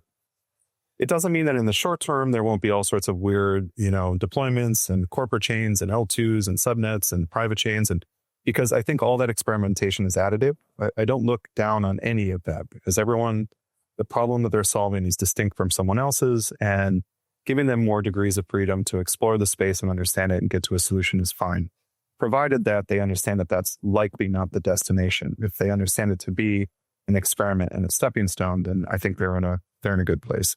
So the default will, with the fullness of time, for the types of things that make sense to do on a blockchain, be on public networks. I don't. Otherwise, you're dealing with the world's slowest, most expensive iteration of a database. So you have to be taking advantage of that composability feature. Venmo runs 24/7 today, folks. Like, moving money is not something you need a blockchain to do 24/7. It's the native composability across these things that is so unique. And when you lose that property, you've in many ways thrown the baby out with the bathwater. So you need to be very conscious of that. And again, it's not to say that any of these other things are not worthwhile, but ultimately the things that will be durable, grow, and expand over time will be those that take advantage of those features. Okay.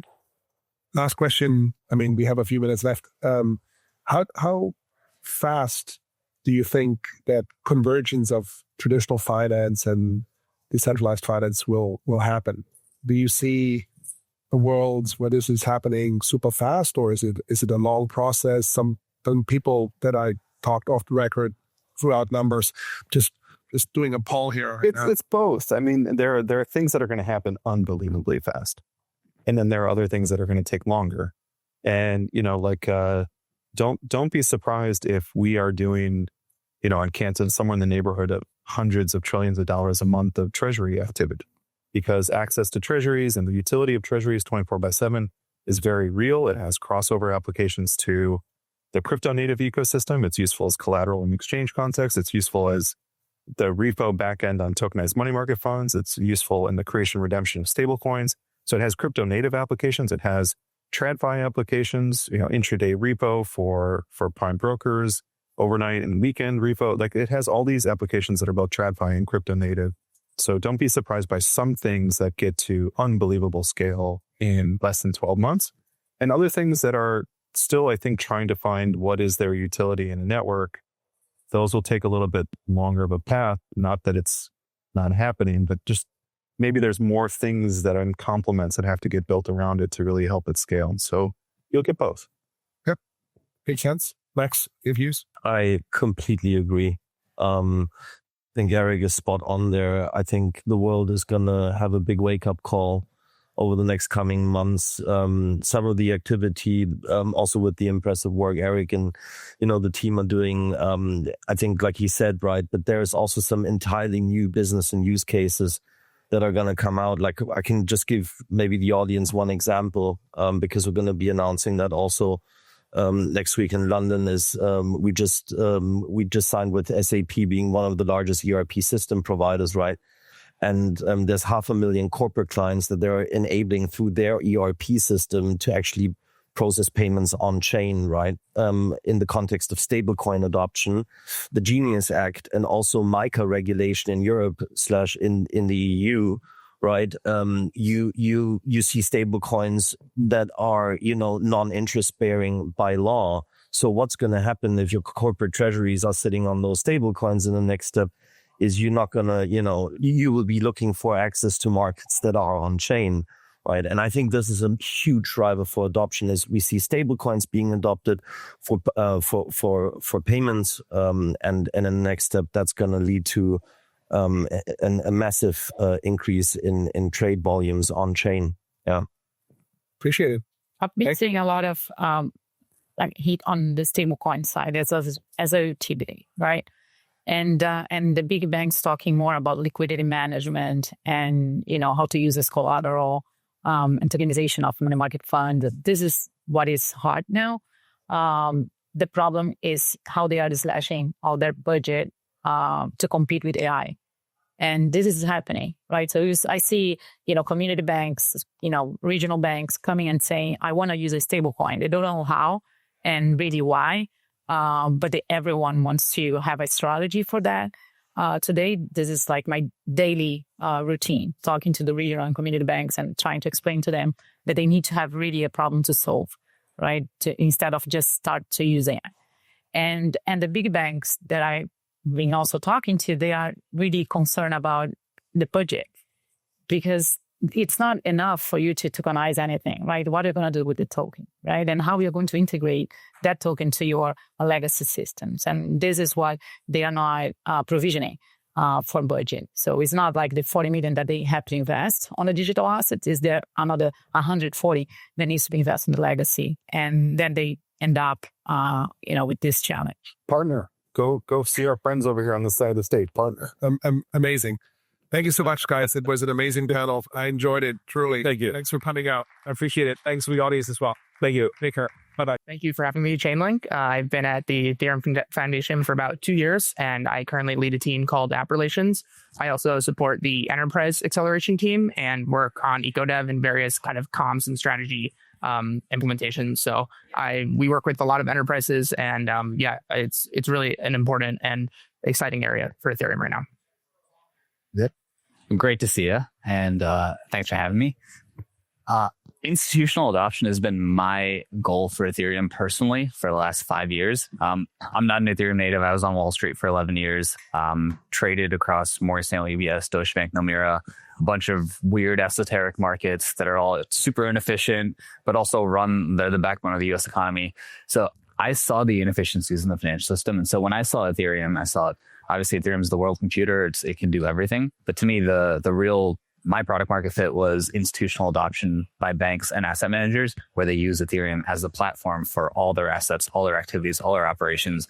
It's been a long road. A lot of people said no for the last 5 years. And then before that, we've had regulatory hostility.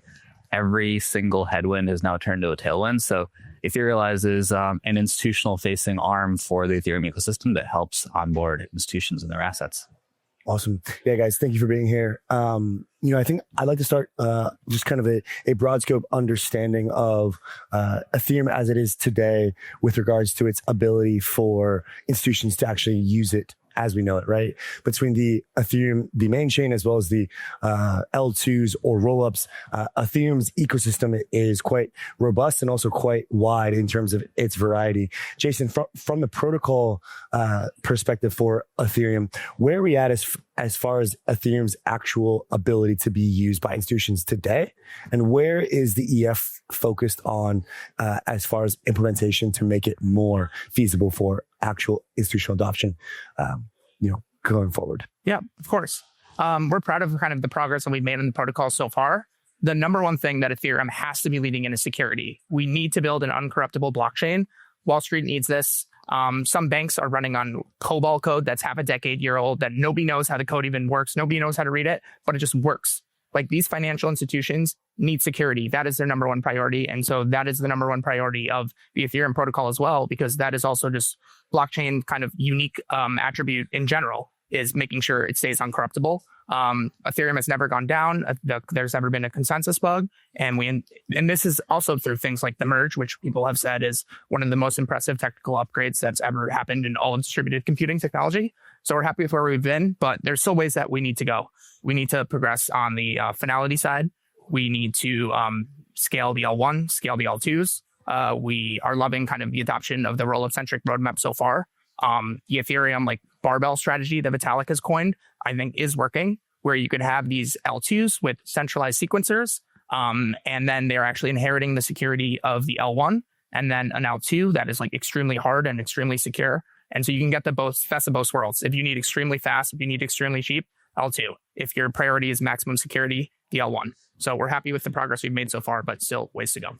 Yeah. And so I think, kind of building off that point, it's quite timely for this week. Unfortunately, we saw one of the most OG, if you will, DeFi protocols balancer was exploited this week for over $100 million. In the lens of security, from your perspective, how do we educate the institutional crowd about smart contracts and the risks that are apparent in smart contracts?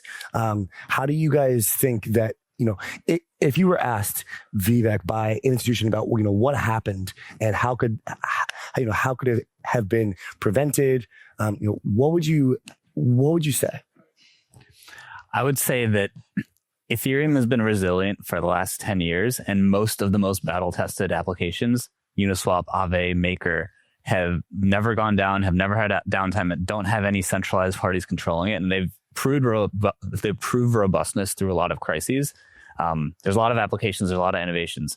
Some will have hacks, some will remain more and more fortified over time. But at the end of the day, the way that institutions are going to adopt DeFi and adopt platforms like Ethereum are through their own semi-permission, semi-non-permission lens. And only Ethereum lets you do that. Let's take the L2-centric roadmap, for example. Institutions do want their own block space. They do want their own profitability. They do want to own their own ecosystem. L2s let them do that. And it offers a set of controls and security and KYC, either at the app layer or the sequencer layer.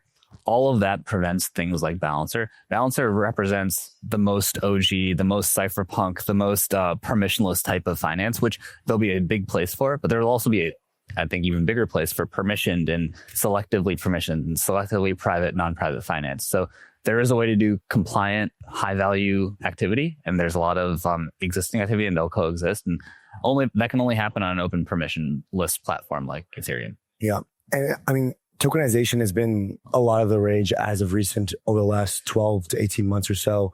When we're looking at the institutional appeal to tokenized assets, what is it that they like about Ethereum versus other platforms?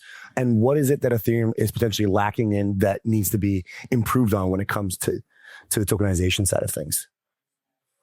You start, Jason. Yeah, I could take that. They like that Ethereum has never gone down. They like that Ethereum is secure. They like that Ethereum is hard. You don't want to, if you're putting an asset on a blockchain and there's a chance that asset can be reorged or the blockchain can just be corrupted, that's a massive headache. That is not a pain in the ass you want to deal with. Now, that being said, you can, if you're like a centralized issuancer, you can reconcile and you can go and change the balances and you're the one that controls that. But that is not why you're using a blockchain in the first place. The reason why you do that is so it can be there, it can move, and you know that the blockchain's ledger is who owns what. And that is attractive to issuancers. On the other side of things, you have the L2. And with the L2s, you could actually own your own execution environment while inheriting security. So that was really attractive to an organization like Robinhood, which is building their tokenized platform on the Arbitrum stack, where they wanted the actual ability to own the execution stack, but they wanted a centralized sequencer, and they wanted the ability to inherit security via Ethereum. I would double down that security and reliability is the most important feature for a financial application working out of the world's assets. Tech has always been move fast, break things, innovate, experiment. You cannot do that with the financial system. And so that's why Ethereum has prioritized security and uptime and reliability.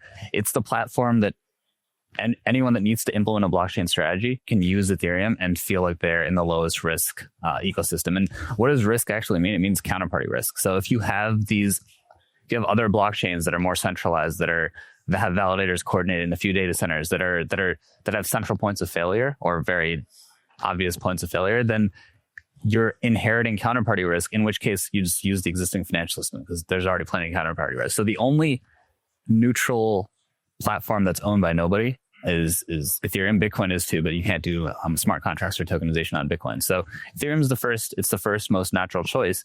And then people always talk about, you ask, what is Ethereum lacking? Some parts of it, Ethereum has made a trade-off on L1 on speed and transaction fees, although Ethereum L1 will scale thanks to the EF and the whole research community's efforts. But that's where you get the L2s. So you can actually have your cake and eat it too and keep your profitability, keep your blockchain ecosystem, lower fees, have everything customizable on layer 2, and plug into the global liquidity hub of Ethereum layer 1. Yep. I will say one quick comment there on the L1 and their speed and transaction fees. If you've actually made an international transaction of decent size, it being 12 seconds and $1 or $2 is 50x cheaper and 50x faster. So it depends on what we're comparing it to. Compared to some TradFi areas, L1 is light speed and cheap. Yeah, that's true. Privacy has been talked about quite a bit over the last several months. In fact, it's made its comeback into the narrative zeitgeist. Ethereum has been one of the core leaders of ZK in general inside of the larger crypto economy. What is the state of ZK when it comes to institutional adoptions? Do institutions care? Do they want to use zero knowledge technology? How important is this concept to them? I can start it off. I think privacy isn't just a nice to have, it's table stakes. Right. So why has so much of the last 10 years of adoption happened on sort of private chains, consortium chains, things that are not public networks? One is regulatory, but the other is assets couldn't be private, institutions couldn't have their activity private. And that's a non-starter. If you go in and say, hey, you have to suddenly open up your entire accounting and trade history and everything, no one's going to do it. Privacy on public blockchains was basically not legal until the blockchain zeitgeist shifted in the US. So now privacy is legal. Now innovation is allowed, but we need to do it the right way. So what existed was fully private ecosystems or fully public ecosystems. And now that programmable privacy and selectively having things be private and things be public, all in the public blockchain ecosystem is possible. And that's possible only through ZK technology. It's the best technology for it. We're going to have a renaissance, and we're really excited about it. And we're really, really focused on it because now we know what the pain points are and we can go build them. And the ZK tools are mature enough, and Ethereum, the whole Ethereum ecosystem, layer 1, layer 2s, a lot of major layer 2s have invested so heavily into ZK that is going to translate into a renaissance for privacy as well. And all that's going to happen on Ethereum. Yeah, I think one thing to add on there is one thing that kind of gets lost is with Ethereum's roll-up-centric roadmap is the research effort and the VC funding for ZK has now like hundreds of billions of dollars. All these L2s have raised so much money, including like ZK-specific companies have raised so much money, and we're seeing the progress there. The rate of ZK is beyond anyone's like imagination 5 years ago. And a lot of that is just thanks to the Ethereum ecosystem pushing ZK and the EF as an entity too. It's a massive priority. There's a kind of sector of the EF called PSE, and they've been building ZK tools for the past the past couple of years, and they're going to continue to push ZK forward. So a lot of the conversation so far has been oriented around Ethereum, the network, which I think is the important part of the institutional adoption with regards to the actual, usage, bringing institutions on chain, bringing just the entire world on chain. But I think we'd be remiss to not, unpack the ETH, the asset part of the equation here, because I think that is the part that I think the folks in the crowd, as well as the mainstream, has been kind of taken aback by with regards to these digital asset treasury companies. We've seen, I think Tom Lee yesterday just bought another $300 million of ETH, brought his holdings up to about 13 billion, amongst other large digital asset treasury companies. Vivek, from your perspective, what is the state of the DATs for Ethereum today? Some people are saying that they're running out of powder, that the buying is over. Some are saying that we are in the earlier innings of this kind of broader adoption phase with regards to these public listed treasury companies. Where do you think we are today, and what does the future of these digital asset treasury companies look like?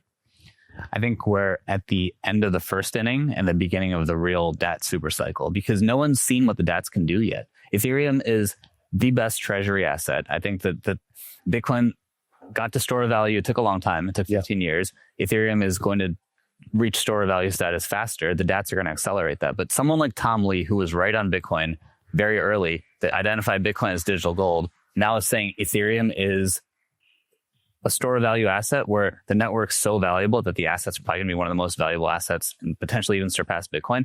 That's a narrative that's just starting. All the buying just started, and he accumulated a lot of ETH really, really quickly, but not much is staked yet. Not much is deployed across the potential of the DeFi ecosystem. We haven't seen earnings yet. We haven't seen how much income these DATs generate.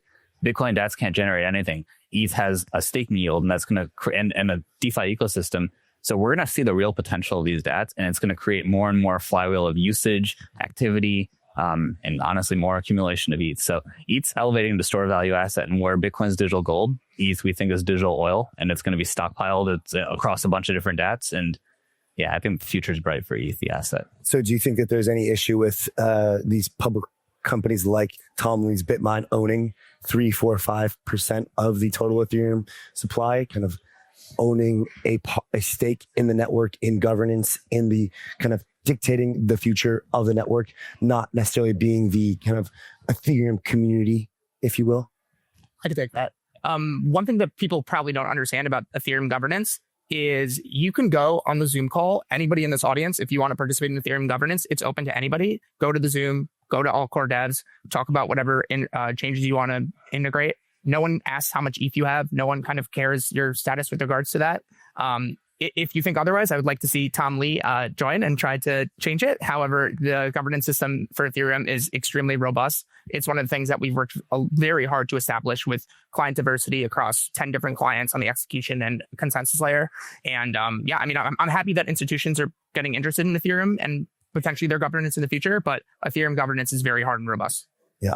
Okay, so you don't see any issues with large institutions owning 5%, 10%, 20% of the supply? I'd say the potential issue is if they do decide to stake that supply and then their stake rate gets up to a certain level, because that's another thing that Ethereum needs to pride itself on is its stake distribution, which currently is, probably 100x better than who's ever second, and including Bitcoin, by the way. And so if they decide to own a lot of the stake, that could be a potential problem with regards to consensus. But with regards to governance, I'm not concerned at all.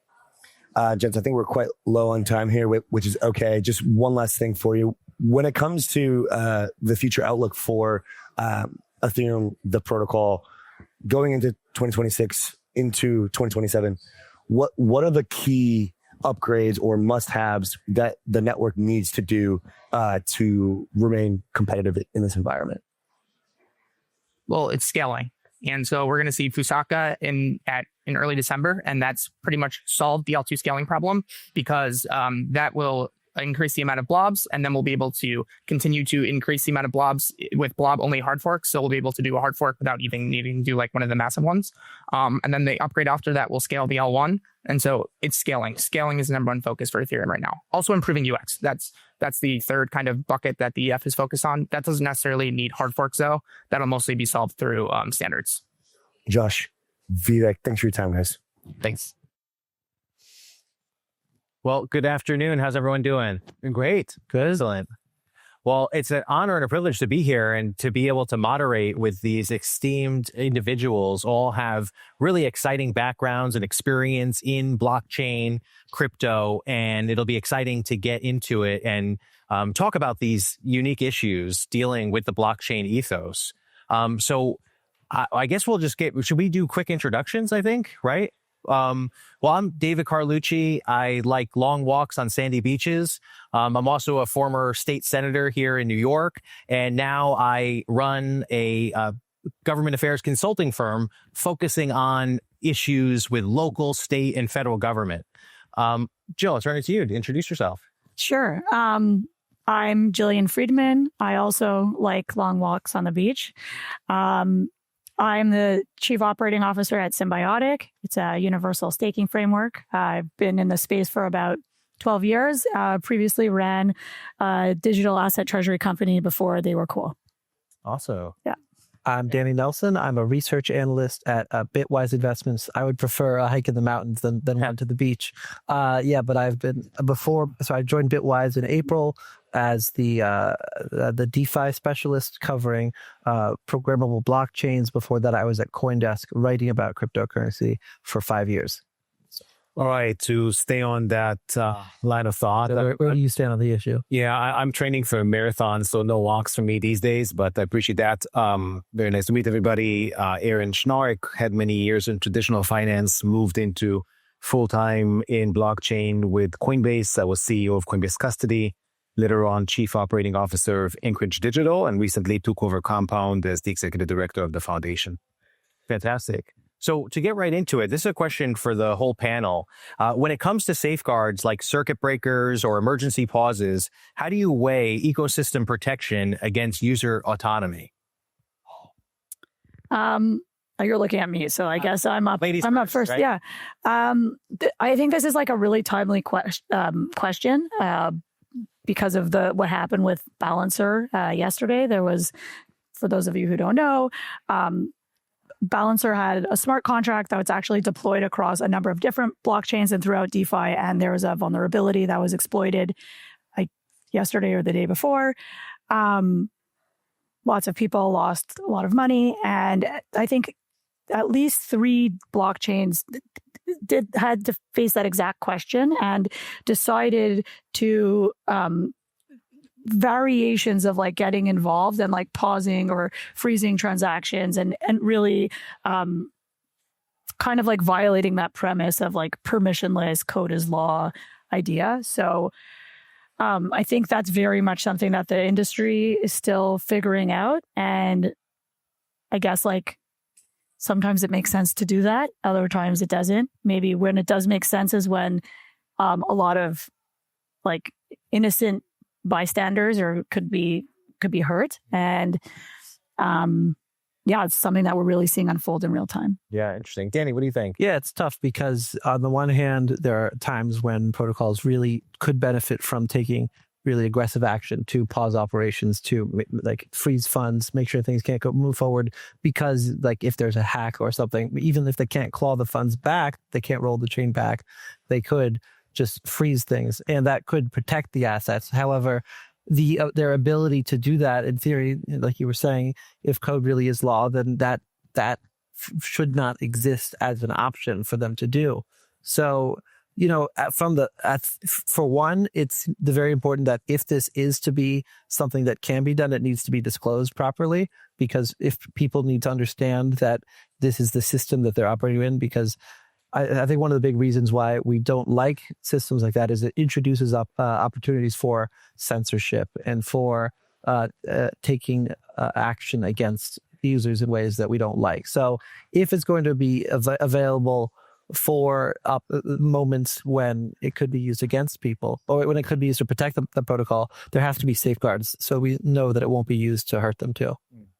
Fantastic. Yeah. Aaron, what do you think? Yes, for sure. Agreeing with Danny there, disclosures are critical. I'd say, from a vantage point of a lending protocol such as Compound, I think protecting user funds is, of the utmost priority. So when there's market events, such as Balancer, but even last month with what happened on October 10th and the extreme volatility that happened, I think you see many players taking decisive action. And I think you even if you go to Web2 and fintechs, you can look at situations where folks have determined, they disallow trading for a certain period of time. It's always a difficult trade-off, but I think from a pragmatic standpoint, making sure that user funds are safe is number one priority. So would you say that was going to be my next question? What do you think is the biggest challenge to having an interoperable ecosystem? I think as you think about interoperability, when it comes to DeFi as an example, there's certain challenges that still are inherent in the way that different chains operate. I'll give just a couple. Latency, as you think about finality of transactions. So if you were to sign a cross-chain pair, for example, across, say, Solana and Ethereum, the profile of the latency could be very different, and that could create an arbitrage situation or some sort of vulnerability in between them. I think there's also throughput issues in terms of just how much processing volume one can have. So those, I think, are still early days. There's been several protocols that attempted doing that. I think it could be fantastic once we get into a framework that is widely acceptable. Still, jury is out. Jillian, what would you say on that? But one of the biggest challenges with respect to user funds and whether that's or just the interoperability for the ecosystem. Yeah, I mean, that's something that, for example, Symbiotic is trying to solve with some of the infrastructure that we've put out. Like we are a staking protocol, and if teams are building for an interoperable future, then staking needs to be interoperable as well. Staking is the linchpin of economic security, which is fundamental to the ethos of blockchain, as per this panel. And so a lot still needs to be built and to be understood and then executed on. But I think I would say it's very important for economic security, and maybe that's through shared security, to exist in an interoperable ecosystem. Yeah. Yeah. Now, I guess a question I wanted to ask is, what do you think is the most misunderstood value of crypto in the real world? What is something that you'd like to get out there that you think is not really understood by the general public, but really should be?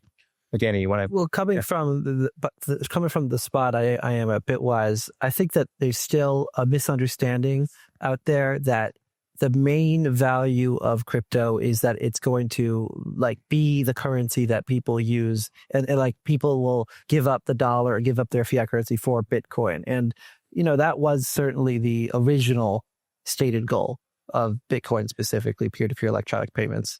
But it's not the focus today. And so, when we're talking amongst ourselves, and even maybe one step beyond the sort of people who would come to a very well-informed conference such as this, even one step beyond, everyone there understands that we're no longer in that space. But if you go one step further and you get to the mass of humanity, there's still a misunderstanding that crypto, like the only way that crypto succeeds is if it replaces fiat currency. And I think it supplements and complements fiat. And you look at things like stablecoins, where fiat currency is taking on a new, more programmable arc. If you dig down, it still is fiat. We're just making it more useful and bringing it more into the ecosystem. Yeah, it's a great question. I'll share a fun anecdote. I often speak at MBA programs, finance programs, whatever, and I always like to start to contextualize the discussion and understand level of understanding. I would ask 5 questions in the beginning, and question number 1 would be like, have you ever heard about Satoshi Nakamoto? And of course, everybody would raise their hand. It sounds familiar. Question number 2, have you ever bought Bitcoin? Often on a centralized exchange, could be Coinbase or otherwise, and many hands are going to be thrown in. By the time you ask about have you supplied liquidity to a liquidity pool, those who even understand the question would just give you a stare. And we're talking people that are the forefront of innovation, right? If you think about, say, Facebook a little bit over a decade ago, that promise came from those universities and those future leaders that are coming out. So I think as an industry, we just have a lot of work on our hands to make this more understood and widely accessible. And I think, unfortunately for crypto, the beginning years haven't been solving for that. There's been a lot of issues with bad actors, with market events that cast a bad shadow and reputation to the industry as a whole. And I think what drove me from traditional finance into this is the impact and the promise to increase economic freedom in the world, to increase efficiency, to either bank those that are unbanked or underbanked. So I think we now start to see clear use cases against certain crypto elements. Take stablecoins, take staking. So I think those are what drawn certain people, including myself, into the industry. And I think we're making progress, but it's still early days. Yeah, please. Yeah, I think both really good examples. And the other one that I would add, it's kind of a paradigm. It's the fact that blockchains are inherently transparent, but that also are often like accused or interpreted as being like anonymous, and like they're not anonymous, they're pseudo-anonymous. And on the one hand, it can be incredibly difficult to surpass the hurdle of pseudo-anonymity from an institutional perspective because of KYC and AML concerns. But on the other side, it's equally as challenging to have the like extreme transparency of transactions that you also can have on chain. That's also very problematic for traditional financial players, or really anybody who wants some sort of privacy. And like, there's a lot of really great solutions out there for that. It's an obstacle. I think that's something that's very misunderstood, and that prevents a lot of things from moving faster. Yeah, so staying on that, what would you say, and Aaron was getting at this a little bit, what's a term in the crypto world you wish would disappear? And tell us why. Yeah. You can just take any of them. Such a good question. Yeah, it's such a good question. Let's see, which is my least favorite of them all? I don't know. I mean, TVL it's both a total value locked, basically how much in assets a protocol has under management, kind of, sort of. It's a very useful term, but it's part of the industry's attempt to create new jargon for all sorts of different things when there are, it just makes everything a bit more complicated when you're saying, well, we have these new financial primitives and we're also making up a new language for this world. Like, yeah, we do need to have a word that describes what these assets are and what we're doing with them. But just adding more and more linked language on top just makes it more difficult for outsiders to understand what's going on. So I don't really have a replacement for TVL because it is an inherently useful one, but just the fact that it's part of this industry where we make up new words and new phrases is not good. Yeah, it's probably going to get a little bit technical, but I ran a custody operation, so I do have an alternative to suggest to you. Okay, happy to connect on that maybe later on. Sure. I'd say around that same theme, just decluttering the user experience, allowing for radical simplicity. So if we think about an experience of, say, shopping as you go on Amazon, and there's like one-click purchase, right? And it sounds so intuitive, and we're all so, programmed to be able to operate with that with ease. As you think about interaction with decentralized finance today, it is a clunky user experience. The ethos of the founders of Compound was make something that is so easy to understand that our parents can use. I can share that in my own personal family, we have not achieved that goal yet. I don't know about yours, but I think, taking the different elements and primitives that are required to interact with this is just very clunky. And that should not be the case if we really want mass adoption. Jillian, do you have any words you would add to this? Do I ever? I think there's just so many words that make it harder to unlock mass adoption. I think you've lost me out. Even primitive really bothers me because I think people just use that to describe everything. Everything is a new primitive. That would probably be my big one. TGE is another one. Yeah. TVL you mentioned. Project, right? What is a project? Project And contributor. it can have a negative connotation. Also APY, to be honest, because yield is calculated kind of there's no standard of how people calculate yield, and I think that can really come back to haunt projects. Well, no, I don't have a better word for it. It's Yeah. we're building these new systems, and project sounds such a lowly word. Someone should make a glossary of A new lexicon. Yeah. I'm sure. a dictionary. And we're talking about all these new terms and words that were being invented almost on a daily basis. What is something that crypto could or should borrow from traditional finance? Is there anything that you think of? So I was previously, before working at Bitwise, I was a reporter. And so I haven't worked inside any crypto projects before, on chain level, but I have experience in seeing how they operate. And I now have experience seeing how a traditional financial firm or a firm facing into traditional finance operates.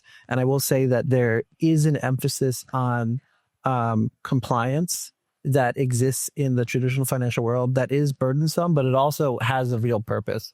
And I think that there's a lot of corners of crypto, and I will say this is not a sexy answer, but it's a really important one. There are a lot of corners of the crypto world that kind of brush aside the need to make sure everyone is operating with the best intentions and in mind and in practice. So that is something that needs to migrate from the traditional world back to crypto if it is going to eat the world. Yes, agreed with Danny. I think those standards foster user protection, give people confidence, allow scale to happen. I'd say if I had to name one more, that probably would be scale. I, before coming into crypto, worked in traditional finance. And for example, a company such as Broadridge, you would see $10-15 trillion processed nightly. Just incredible scale on a global level. And I think that allows for the industry to flourish and keep on innovating. I think we have a huge promise with the technology, and I think we now start to see it scaling, but there is still a road. We are still, I'd say, in the early beginnings. Yeah, with that, what would you say are some of the biggest threats to the crypto industry right now in the United States? Would you say, is there anything in particular that keeps you up at night that could really derail the progress that's being made? I'd say there is always the risk of bad actors. We had suffered through a few, and the nature of the beast is such that it might recur.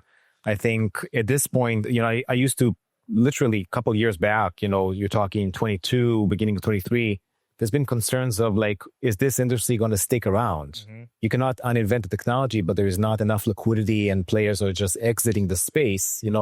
Who's going to pick up the slack? So I think that is not something that I worry about right now. I think being able, if you think about the US, who had experienced a prolonged period of time of cracking down on innovation in the crypto space, now has a very different tone. I think if we are able to persist with that for the coming couple of years, that would allow made in the US projects, protocols to keep on and reignite momentum. I think there's been a period of time where it was just difficult and offshore competition took market share. Interesting. Danny or Jillian, anything to add to that?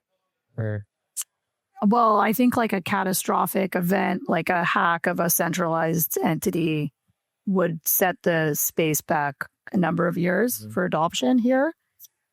And I also think like anything like high profile scandal onshore would really set the space back. And that's kind of like what's driven the cycles over the last 10 years, right? Like massive catastrophic events that create like domino cascading effects of wiping out a lot of value and positions and a lot of credibility that takes years to build back.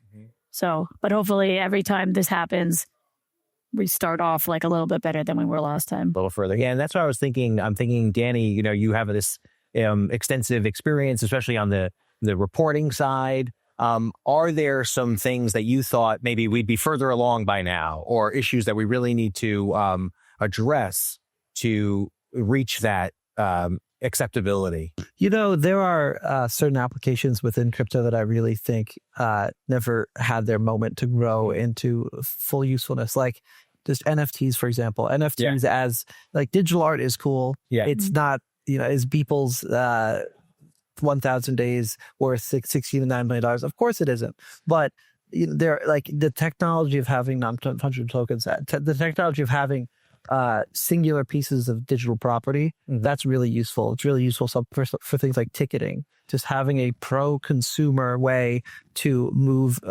digital property through the world and not have to work through a StubHub or something like that. And, technology like this is hard to stand up and get to adoption just because it does disrupt the entrenched interests so much, but it also would be such a step up from where we are today. So, it's hard to see how that will achieve scale just because the entities responsible for implementing it already have such a strong hold on the industries that would adopt it. But I remain hopeful that the ethos of these technologies, which is allowing for people to have property in a digital world, that's what crypto is, that's what NFT is, that will flourish going forward. And getting to that, so I have a question here about which drives adoption faster, permissionless or regulated on-ramps?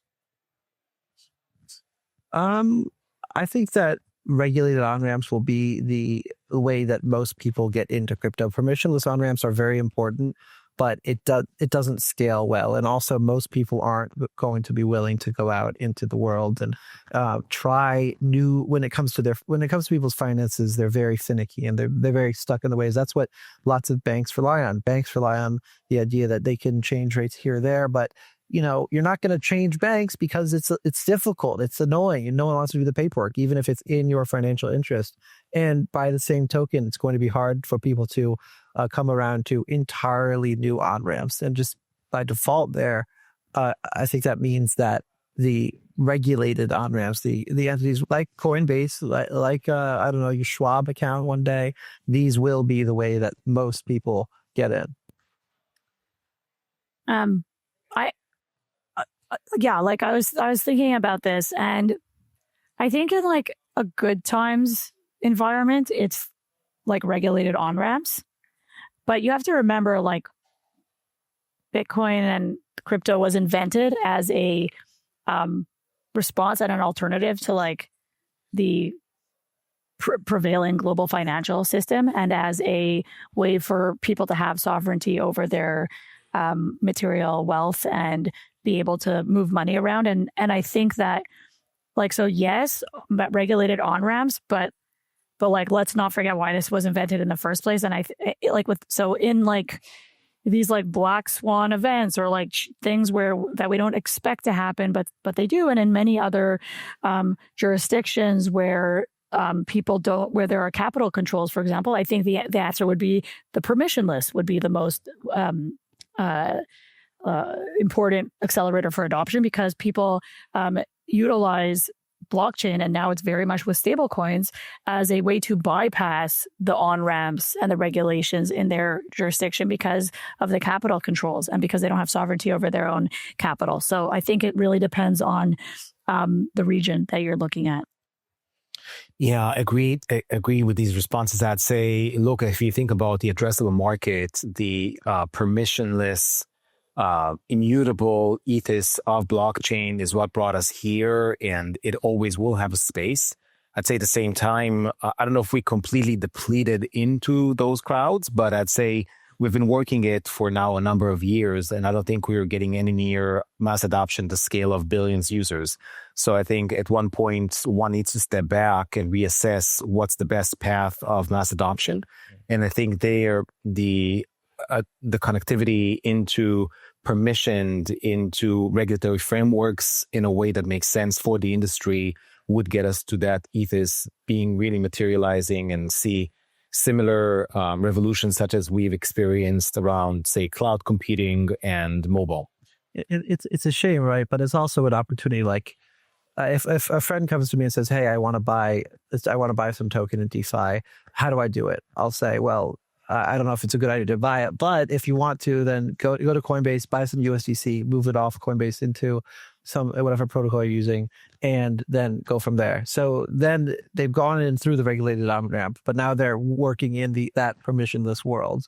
And once they're there, then they can go deeper. So it's like the Trojan horse, I guess, if you will, are those regulated on-ramps that give you access to then have the capital to move into the permissionless rails. And maybe then they can start to experiment with the other technologies that allow them to really feel the ethos and feel what it's all about. Because you're both right. Like, the most important, well, maybe not the most important, but the founding ethos of crypto, which is that, moving away from institutions and moving away from the traditional financial system. That's what is so revolutionary about crypto. And what makes it useful is how you use all those lessons and apply them forward. And walking down that road, how about when we talk about self-custody or trusted custody? What wins out in the long term? Oh, well, that one is unfortunately easy. Trusted custody is going to trusted custody is going to be the thing that most people will rely on, even if self-custody is the highest ideal of holding your assets, simply because it's really scary to take responsibility, and it does come with risks. Like, if something were to happen, if you were to die, and no one knows how you kept your assets, they just disappear. They're basically taken off the table. It's a gift to everybody else. That it is. Michael Saylor's talked about this. He's like, every time someone forgets to set up some contingency plans for their assets, that those assets just come off the table. But that's a shame. And so it's more important that there are these entities that allow for people who aren't willing or able to take on that burden themselves to be able to store their assets securely. Hey, David, I'm sorry, but didn't notice that you were a former senator of New York, and I hope you don't mind me infringing. Today's election day in New York, and here we are sitting in New York with a former senator. And just curious, I know you had some media appearances earlier today. What would you watch for? Any commentary on what we should expect later on today? Well, I think that there's going to be a lot of reading the tea leaves from the elections in New York City, New Jersey, Virginia, and the proposition that's on the ballot in California.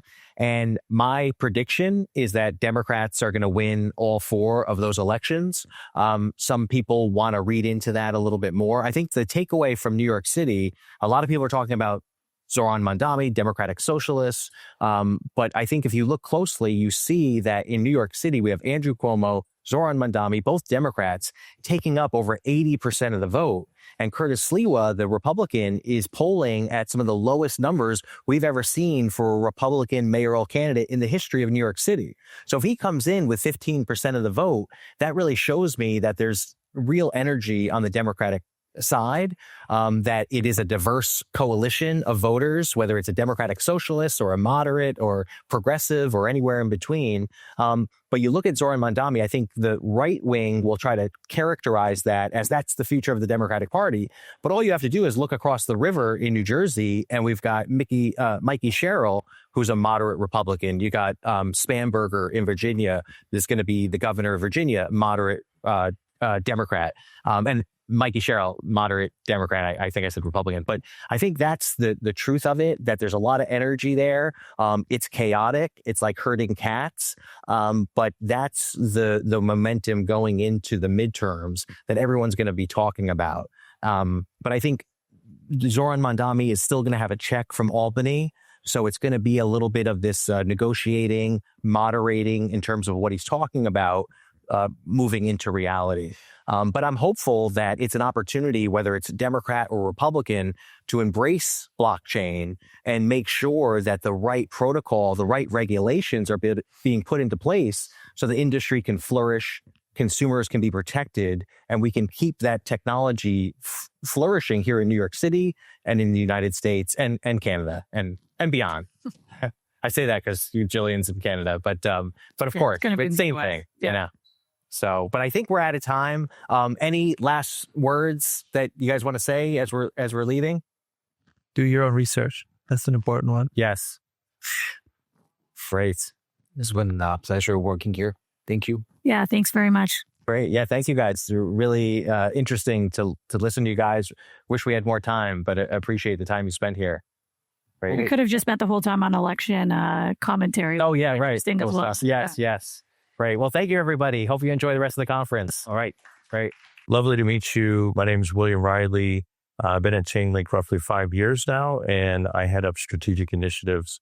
As part of that focus is I'm heavily focused on the payments vertical as it relates to revolutionizing the digital asset space. So with that, I'd like to turn over to Will and let you introduce yourself as well. Yeah, thanks, William. Really appreciate the time and the opportunity to be here. So been with Citi for 15 years, which hopefully doesn't make me the dinosaur of the panel, and have spent most of my formative career out in Citi's network, helping to deliver payments in the last mile. At the moment, I currently look after Citi's digital asset payments and e-commerce services business as part of our payments product organization. And lucky enough to be part of a team that covers a 95-country footprint. Thanks, Will. We'll just head down the line. Yes, Rajiv Bamra. I oversee the global strategy and operations for Moody's Ratings pertaining to digital assets and digital economy. Been with Moody's for almost 6 years. What my team does is basically try to find the gaps between what we do in the traditional world, which is credit ratings and risk assessments. And if there are any gaps, what do we need to build and refine in order to provide the same services in the digital finance world? So happy to be here. Looking forward to the conversation. Awesome. Thank you. Christian, I'll round us out. Pleasure to meet you all. I'm Christian Pellegrino, partner at Alpha FMC. We are a global management consultancy focused exclusively on the investment management industry. We partner with clients upfront strategy, target operating model design, through to vendor assessment, evaluation selections, through to implementation. That's both on the project management side and the technical side as well. I lead our digital assets business, so that's working with traditional asset managers and crypto native funds on the topics of investing in crypto as an asset class, but also looking at tokenization as a distribution and manufacturing of exposure mechanism. So yeah, once again, pleasure to meet you all. I'm excited to be here.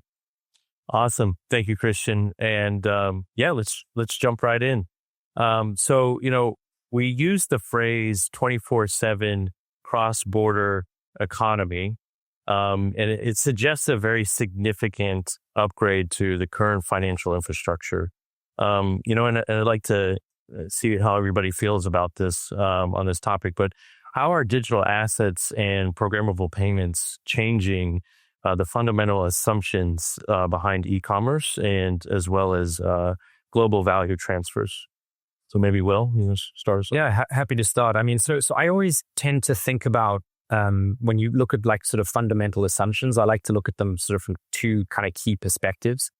The first really being client. And I would argue, for the last 2 or 3 years, we've been trying to have a look at what the competitive landscape looks like within Citi's client base.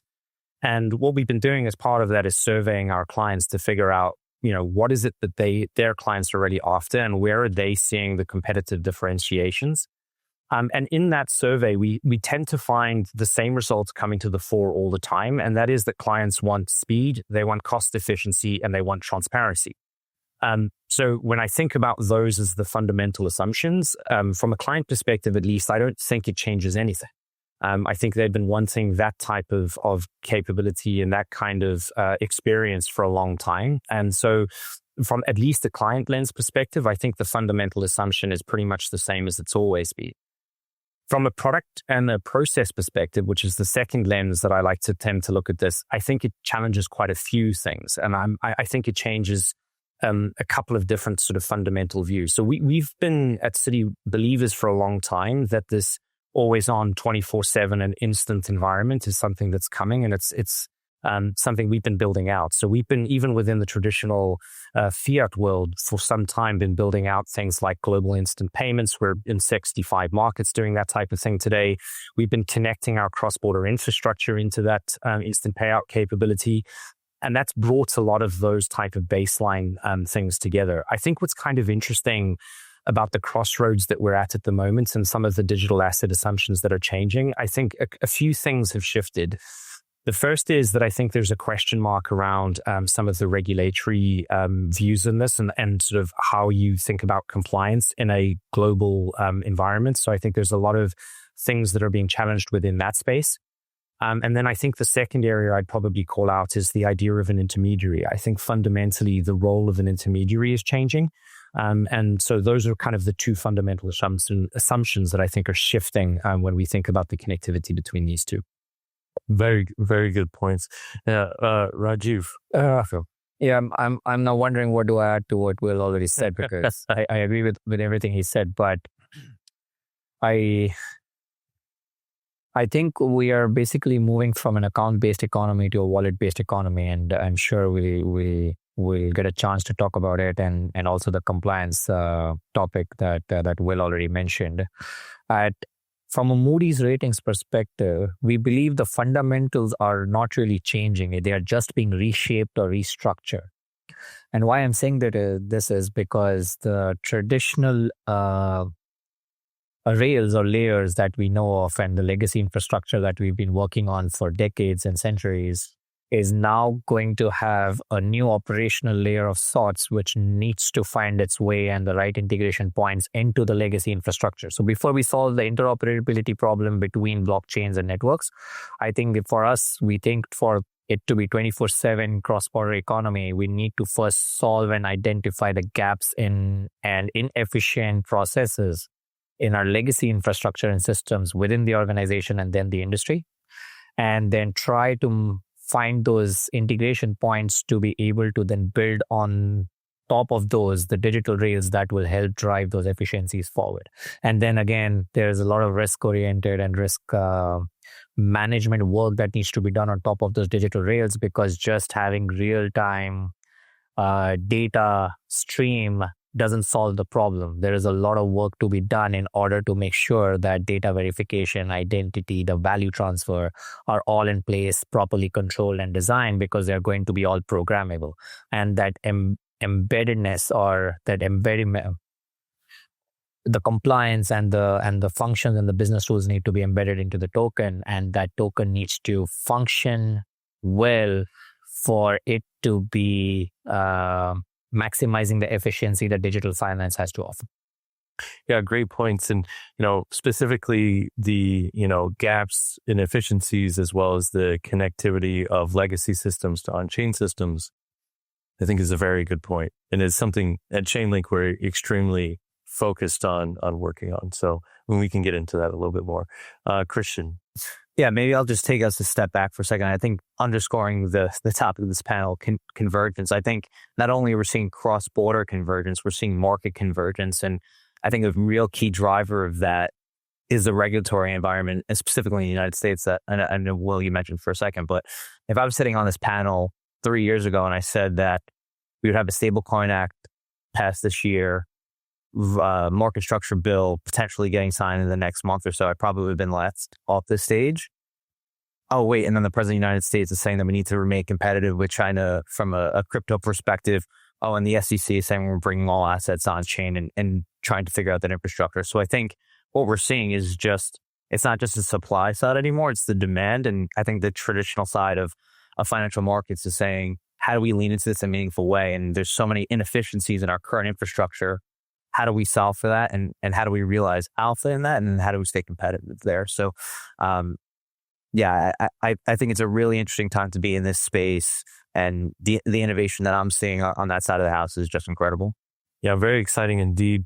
And, I think, at least from my personal point of view, when it comes to end users, I feel like they really care about reduction in friction when they're using services, but not at the cost of security. So I think that's also a very important aspect to them doing things correctly.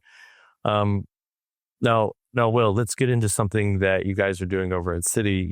You guys have been building out digital asset payment rails, exploring the likes of tokenized deposits. How do you see banks integrating these innovations into the existing e-commerce ecosystem without disrupting the current environment of liquidity or the processes of settlement? Yeah, so I wanted to just touch on one thing Rajiv said, which I thought was a great point, and not something to be skimmed over, is, we often think about this ecosystem as like the technology is great, and if you build it, they'll come. But the reality is it's got to integrate and converge into something that's existing. And today, if you think about the e-commerce space in particular, you have very large ecosystem-oriented companies that are actually trying to operate these major payment rails. And that's both from an acceptance and a payout standpoint. And something that's kind of interesting is if you look at how most of them have dealt with the complexity that's come through in payments today, they've actually abstracted payments away from the treasury function within the organization. So if you look at a traditional corporate client today, they tend to have this treasury function and then this massive application layer where they have a completely separate payments product organization that's trying to figure out how to manage some of these nuances and these complexities.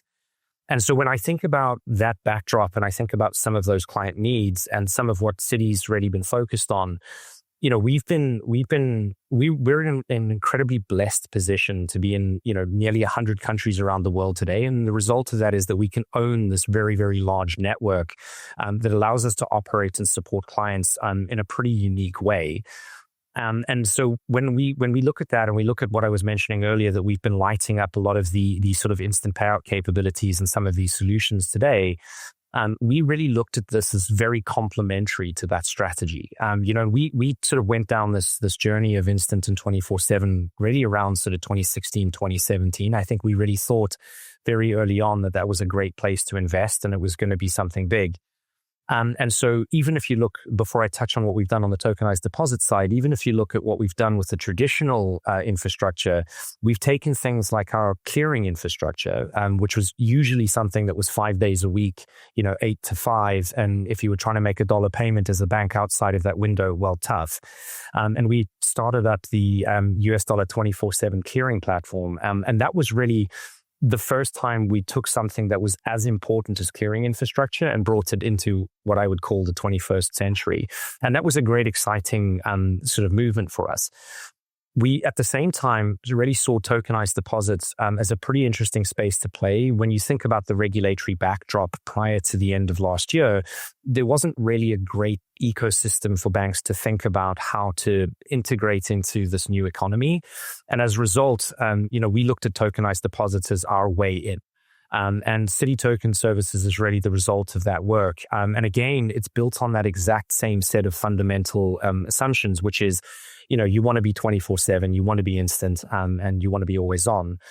And so when we've looked at this year and we've looked at how the convergence in this space could potentially happen, we've thought about it pretty fundamentally. But one of the very first things we did was we looked at those two pretty amazing platforms and we just looked at connecting the two of them. So an announcement we made at Cybos really is the integration of our Citi Token Services platform and our 24/7 clearing platform. That's a pretty exciting advancement as far as I'm concerned, because when I think about like payments intermediaries and fintechs that are more likely to leverage things like our Citi Token Services, the fact that you can pay a clearing bank 24/7 with a token deposit and not have any of that complexity exposed to you is a pretty exciting use case to solve for. And then, so when I think about that, and I think about what that means from an e-commerce standpoint, I think the real name of the game is interoperability for us. If you think about e-commerce participants beyond the use case I've just mentioned, the vast majority of them have a very diverse set of payers. So the people actually trying to pay the e-commerce players have all got their own preferences, all want to sort of make payments in their own way. And they've got a bunch of beneficiaries that have exactly the same set of needs. So they're really looking to try and integrate into that and make payments as seamless as possible for their organization. And that's really what we're looking to try and serve. And from our perspective, when we think about the liquidity in the settlement window, I want to still be, a shop that helps them continue with their fiat-based payments, but is also looking at expanding out into the token economy as well. Yeah, and it's really a leap in service, provisioning for your clientele. And it was exciting being at Sibos when you guys made that announcement as well. I'm curious just to kind of tack on, what's the impact around compliance frameworks? Is there any type of impact to be considered when you're providing these types of services? Yeah, it's another great question. Just when you think that having 50 different payout types was not complex enough, the addition of the fact that you end up now with 100 different regulatory environments that you've all got to consider whenever you're going through this just is adding complexity on top of complexity. I think the one thing, when we look back at this, we've always taken a position of being a trusted advisor to Citi clients. And when I think about that backdrop and you look at what's happening here in the US, you look at the regulation, Andrew Bailey's been pretty vocal that the UK is going to go down the same sort of pathway. So we're expecting work out of the UK. The EU is pretty established. You've got locations like Singapore and Hong Kong, all with their own views of the world. One of the downsides to some of the regulation that's starting to come out is there's a little bit of a lack of consistency between the different models. So trying to figure out how you integrate and interpret that into a global operating model is a little bit more tricky than it is in the traditional fiat world, because in the traditional fiat world, there's been many years for us to go through the process of standardizing, thinking about how we can make frameworks and models a little bit more consistent. So, the main thing really in our mind when we think about the compliance side of this thing is first of all, we tend to deal with extremely large scale corporates within Citi. So making sure that they remain compliant is the number one priority for us. And trying to think about the backdrop of what the regulators are trying to do, the spirit of what they're trying to do is a really important series of considerations for us when we're advising clients in the space. Amazing. All right. Well, thank you so much for that insights. Well, we're going to turn over to Rajiv now. Moody's specifically sits at an interesting intersection of credit, risk, and data. How does the convergence of e-commerce and digital assets influence how aspects of creditworthiness, counterparty risk, and transaction transparency are assessed in real time? And obviously, this is a very core focus for... It is, yes. And that's really what our business model is all about. I want to build upon what Will said and what Kristen said earlier, right? The whole idea, and also the topic of this panel, the whole idea of convergence, cross-border, but also market, is what it does is it amplifies the risk. So there's complex risk that now needs to be assessed and addressed in a way that you have long tail assets in private markets, you have data-driven ESG analytics, which are then tokenized onto a blockchain. And then you have this global economy, which with emerging markets that have infrastructure, which can actually build processes from ground up instead of actually adding a layer to the legacy infrastructure, because developed countries have been using it for a while, unlike some of the emerging economies. It's important to understand that when you have all of this data now being digitalized and tokenized in one way or the other, it increases the cybersecurity aspect, but also at the same time, it raises the questions around custody risk. Smart contract wallets and vaults are introduced, which nobody has heard of in the past. It also represents or raises the question of how are these tokenized assets actually being represented as on the blockchain, and if their value or the underlying collateral is reserved as is promised on the sheet of paper. So when we receive reps and warranties, it usually says same asset, same CUSIP, same risk. The point is probably that's not the case, because now you have a token and there needs to be an audit trail, a proof of reserves. There needs to be segregation of assets behind those tokenized deposits or even stable coins. and any other digital assets per se.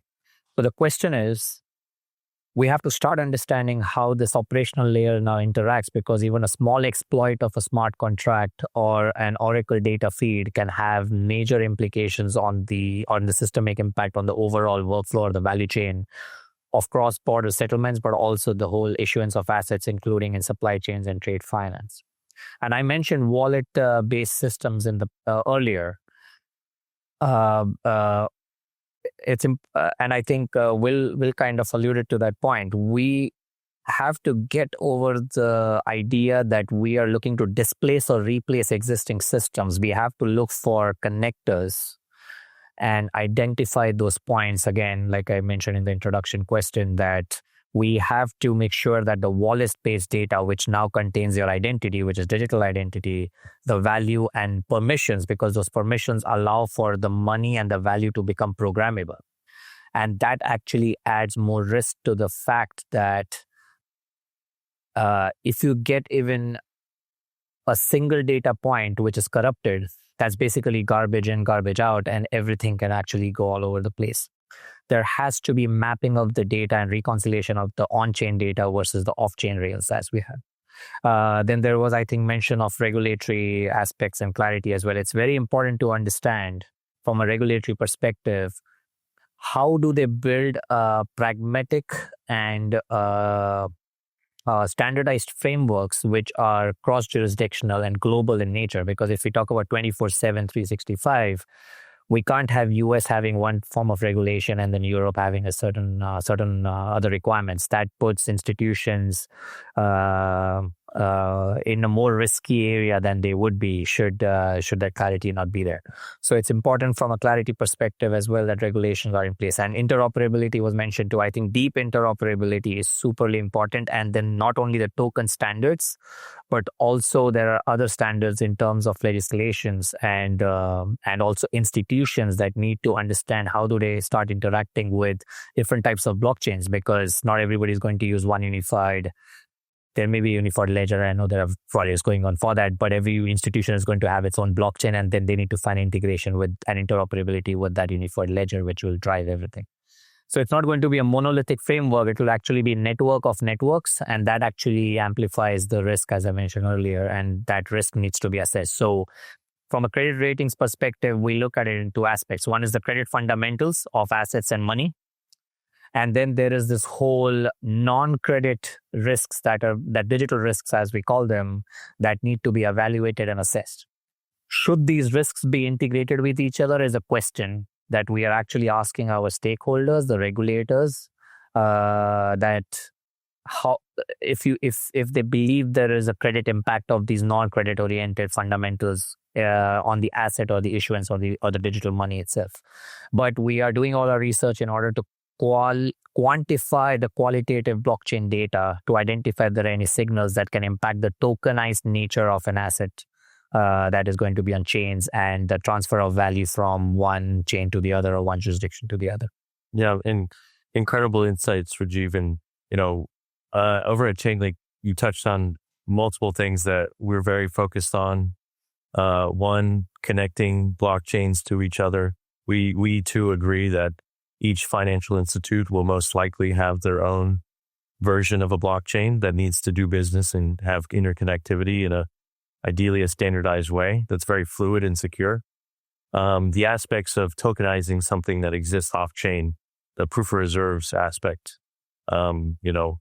We've seen some events in markets where things just get massively overprinted on chains, whether intentional or non-intentional. And things kind of like on-chain proof of reserves, which is something that we do focus on at Chainlink, is another security layer mechanism for those oracles to protect the minting ability of that token. So we definitely resonate with those. So thank you, Raju. I like how you're plugging in Chainlink every time I respond to a question. Yeah, I mean, well, you're just kind of going directionally correct. So, Christian, over to you over at Alpha. From a consulting and implementation perspective, what operational or governance challenges do you see large enterprises facing as they move towards tokenized assets and programmable finance? Yeah, so maybe I'll take them in two parts. The top part being strategic. What are the questions that we're answering for our clients, and how are they thinking about this? The questions have changed from being, what is crypto, to being, okay, we see the value in this. We very much have seen the decoupling between investing in something as an asset class versus like, how do we interact on chain? How do we distribute this exposure? How do we realize efficiency? So our clients are actually coming to us now saying, we're seeing all these use cases in the market, getting a lot of traction. How should we be thinking about this? How should we be responding from a competitive differentiator perspective? And, they take a step back and say, well, we may not be a leader in the space, but maybe we'll be a fast follower, or, we're waiting for certain catalysts to come in which we will deploy products in a fairly meaningful way.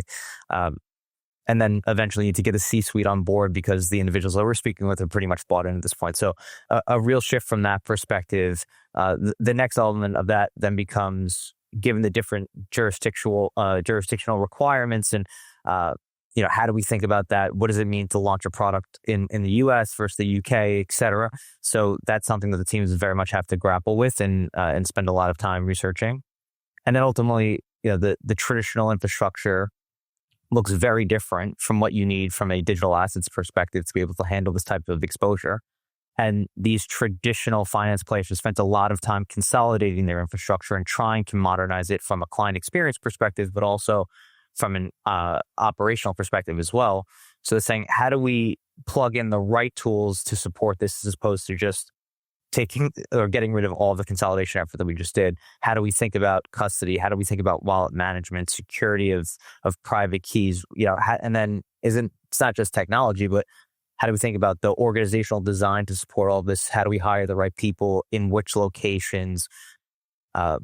The garbage in, garbage out comment resonates very well, just given, the data that you're pumping into these platforms is super important. And then how do we build the right process around it to make sure that we're putting our best thinking forward and realizing the most efficiency possible?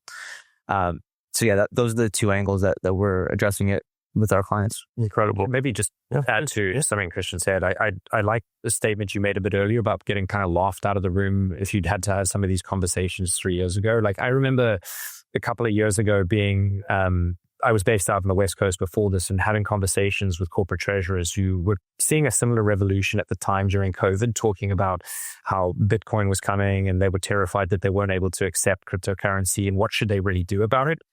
The other thing I'd maybe add to what Christian has mentioned is related to that is you've got to find ways to make some of these basic concepts relatable.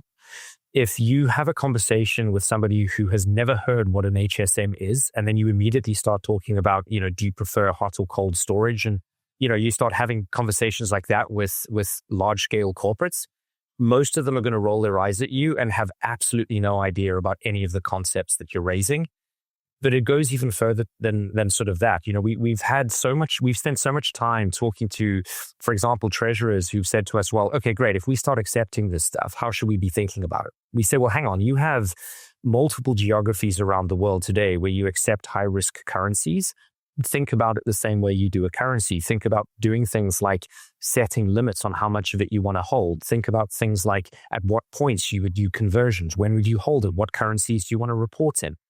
And small concepts that help them create bridges that really help them understand the concepts that are in the token economy have been a very effective way of educating them in sort of how to interact with this entire space. And I think the convergence thing, we often overemphasize the technology and underemphasize the education. There's a huge amount of learning that large-scale corporates have got to go through in order to really understand this space. And it's quite an important sort of a functional role we have to fill. And that actually goes back to the compliance question you asked, and Will kind of addressed it, it's a very different kind of education when you're talking to your legal and compliance and risk management teams in the company, because all they are worried about is liability and reputation. They don't understand the technology per se. So it's very important that conceptually we explain to them how things are not just changing. You're just adding an additional layer to what we've been talking about. And it doesn't really impact to the work that we are doing, because that's not changing. And that's what I think Will was saying.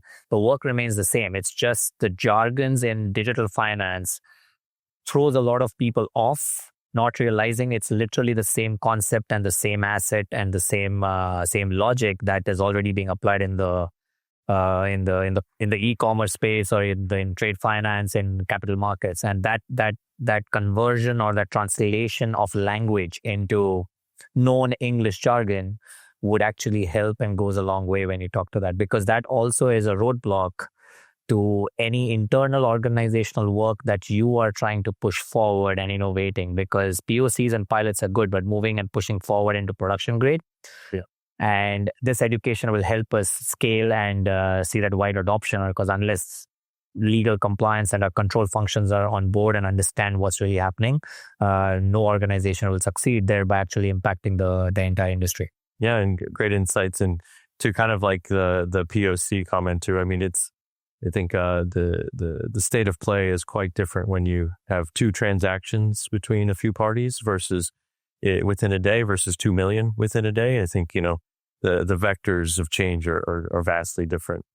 And awesome. So I'd like to just kind of open up the floor on this one.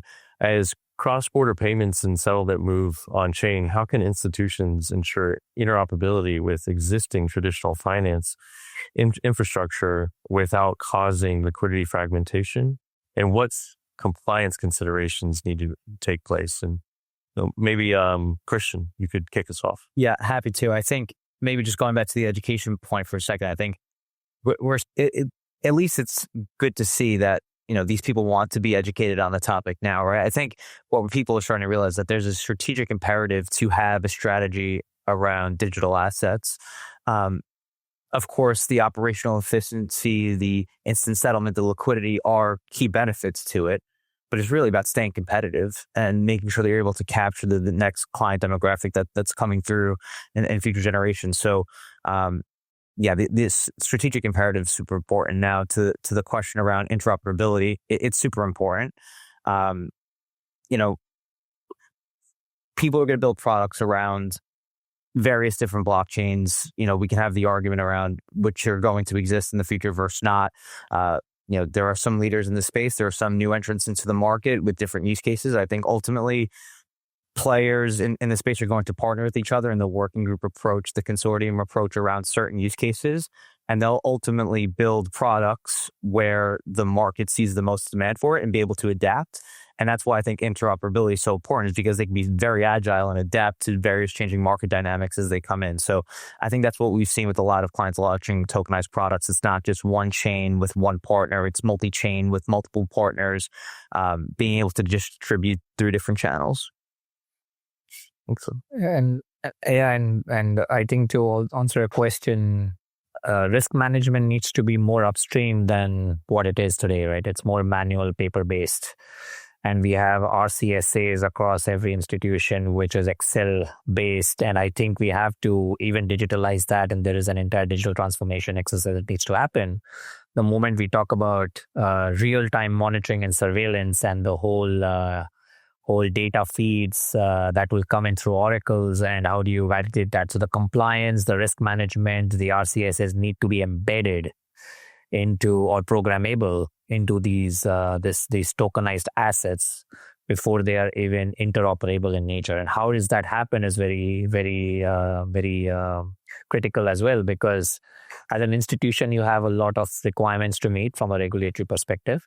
But then there is a regulatory oversight as well, because regulators need to make sure that they are monitoring and surveilling all of these transactions in real time, especially if everything is going to be 24/7.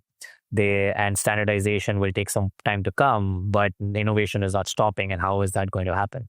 So that all of that embedded compliance, embedded monitoring, surveillance is something as risk management or as credit rating agency we look as well, because we just don't publish ratings. After the ratings are published, we actually monitor those ratings to be able to update, downgrade, withdraw, and so on and so forth. And we do that on a 30-day period notice.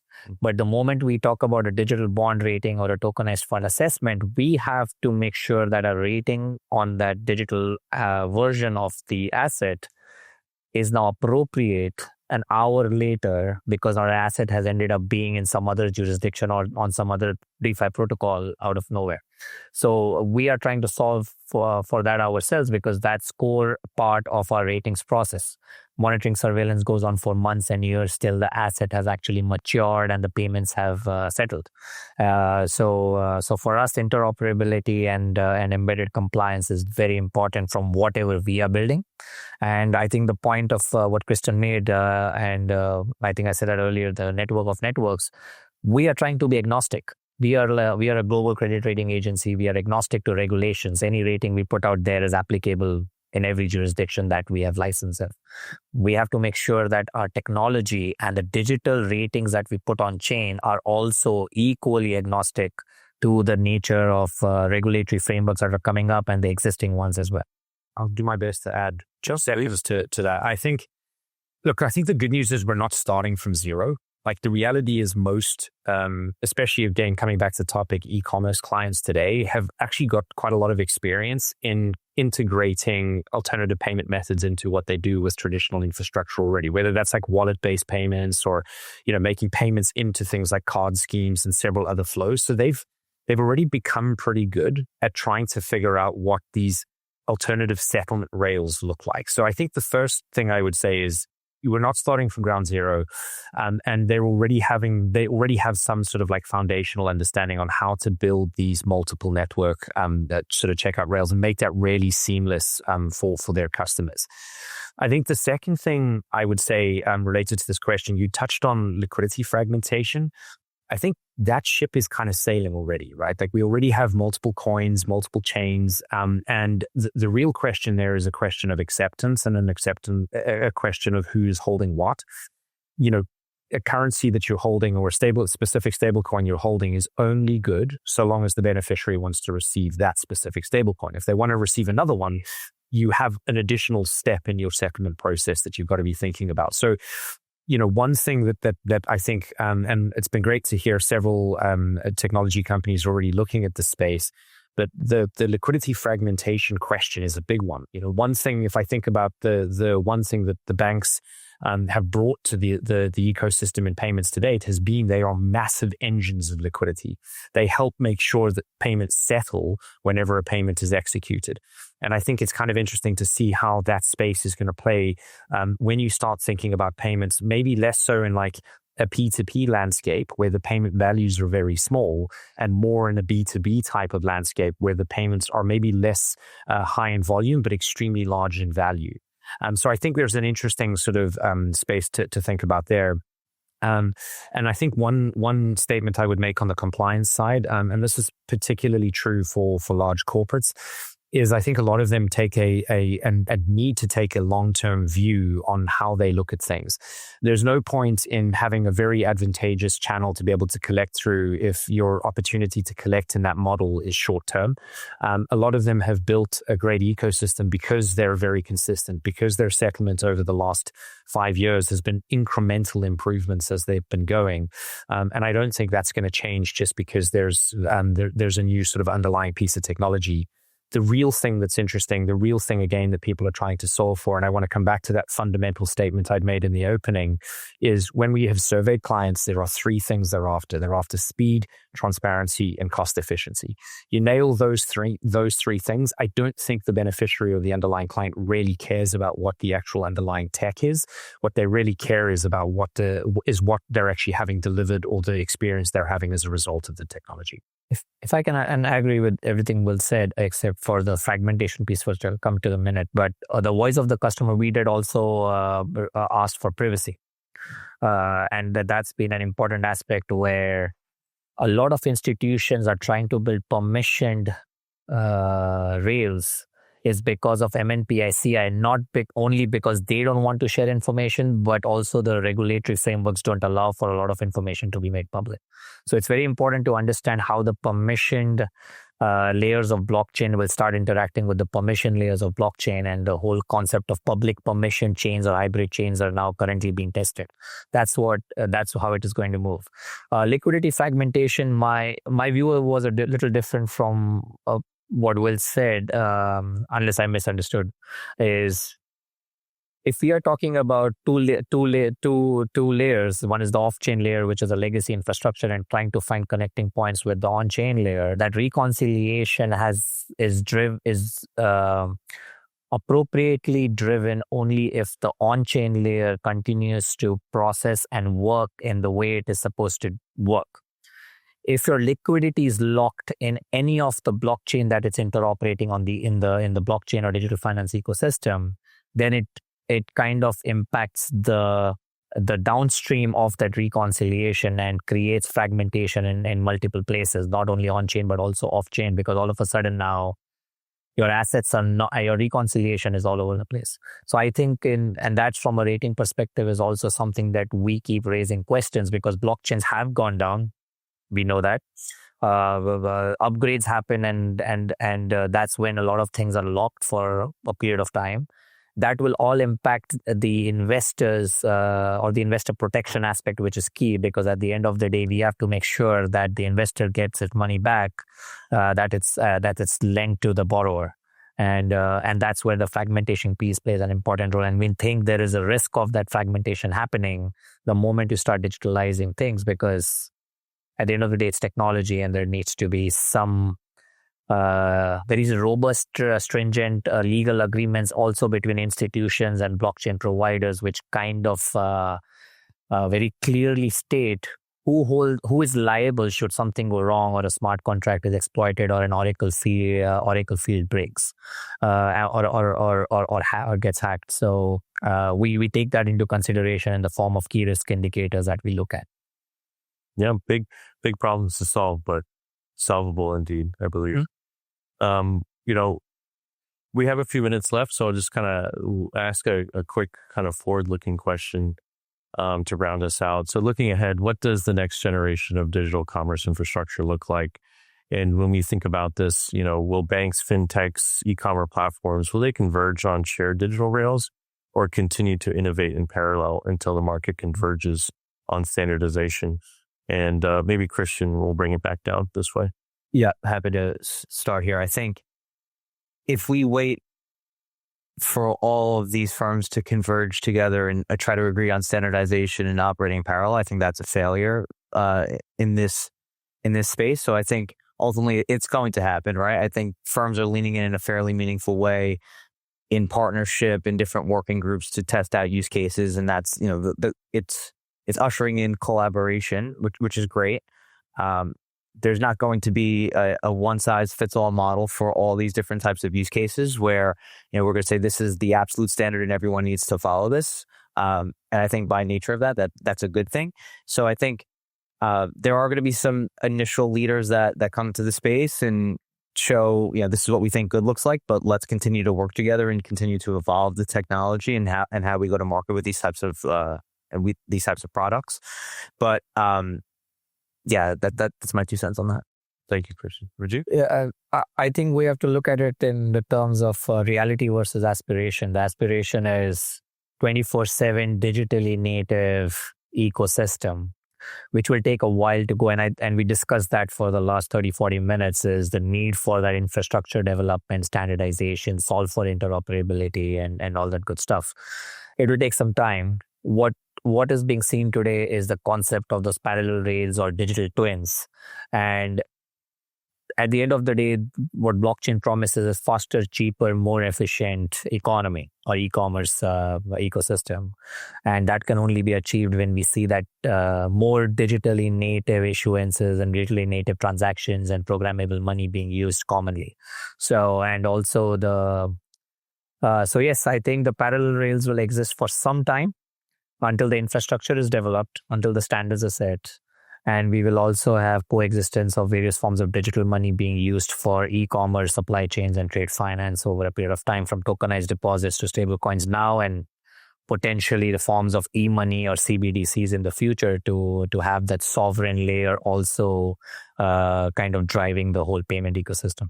Yeah, very realistic take, in my opinion. And then Will, Will you round us out? Yeah, I agree, to be honest, with everything Rajiv and Christian have said. I think, honestly, if we wait for standards to be set up and for us to all agree on which chain, which coins, we'll still be here in 15 years talking about how awesome it would be if everyone could get on chain. And I think, in my mind, I look back at sort of the history of fintech and the banking industry, and I come with a very specific payment lens on this. But 15 years ago, when the fintech revolution really started to gather momentum, I remember everybody being really nervous about where that was going to go, because all of a sudden you looked like you had this very strange parallel ecosystem that was going to innovate and build. But the reality is where the magic happened was when there was these sort of parallel streams of innovation, and innovation is frequently a pulling force that tends to pull people towards it when there's something new and interesting and exciting. And as a result, having parallel ecosystems innovating and building is very likely to pull people towards whatever seems to win at that stage. But I think the reality is the interoperability is going to come out of us collaborating as an industry. And I think that's really where the magic happens. If you look at what's happened to the payment industry over the last 15 years, it wasn't about redicing the pie. The pie has gotten significantly bigger. And I think there's more opportunity for that to happen here as well. Excellent. Yeah, the future is going to be quite exciting indeed. So, Will, Rajiv, Christian, absolute pleasure to have you gentlemen up here with me today. I thoroughly enjoyed it. And yeah, let's get back to SmartCon. Cheers. Well, welcome everyone to this fireside chat about proof of reserve or on-chain proof of reserve. So with the emergence of this new financial technology infrastructure, we see a lot of new exciting business models like stablecoins, that have amazing promises, like you get banking services, but without the risk of bank runs because you don't have fractional reserve. It's all backed one-to-one. But the question is, can we trust these companies? And I think in general, the question about trust is a huge question in this industry. And that's why topics like proof of reserve are widely discussed and very relevant, even though they sound very boring. So I'm Sarah. With Chainlink, I lead partnerships for the tokenization unit. And I have been working for quite many months now with the network firm. And next to me is Noah, who's the CEO of the network firm. So can you tell us a couple of words about yourself and about the network firm? Of course. Yeah. I think we're almost over a year working with you. So happy anniversary.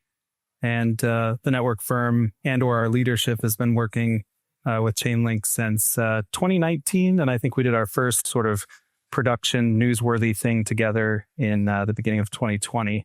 So the network firm, the way I explain it to another dad at my kids' birthday parties would be, I run a CPA firm. We're in the accounting space. I keep it very simple.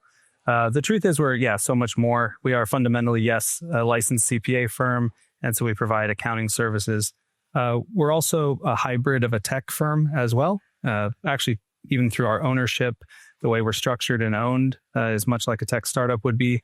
But then in practice, we have roughly 50% of the business that is tech focused and specifically around transparency. So for many years, my team and I have innovated in the, I guess you could say, trust, transparency, audit, attest sort of space. And, most specifically, it was, I guess, first 2018 that we worked with a stablecoin issuer. At that time, it was the second stablecoin issuer after Tether. And this firm came to us and said, hey, our users want a little bit more trust around these reserves. They want to know that we really have dollars in the bank or securities or other assets to back up the value of these tokens circulating and outstanding. And so that at that time, being at a CPA firm, we thought, okay, well, let's look in our bag of tricks here. And CPAs actually, when it comes to trust and transparency, really only have a few sort of reports that they can pull out of that bag. And so you probably see these attestation reports. You may have seen them issued by issuers like Circle, right? USDC, a very well-known issuer. And so at that time, we said, okay, well, we can sort of apply the standard CPA reporting view. And the client sort of said, yeah, but what more can you do? They want sort of real-time transparency. We've got a crypto audience, a very digitally native audience that wants to see more than a monthly report. And so at that time we innovated. It was the sort of a shadow IT project within my prior firm, which is a top 20 CPA firm.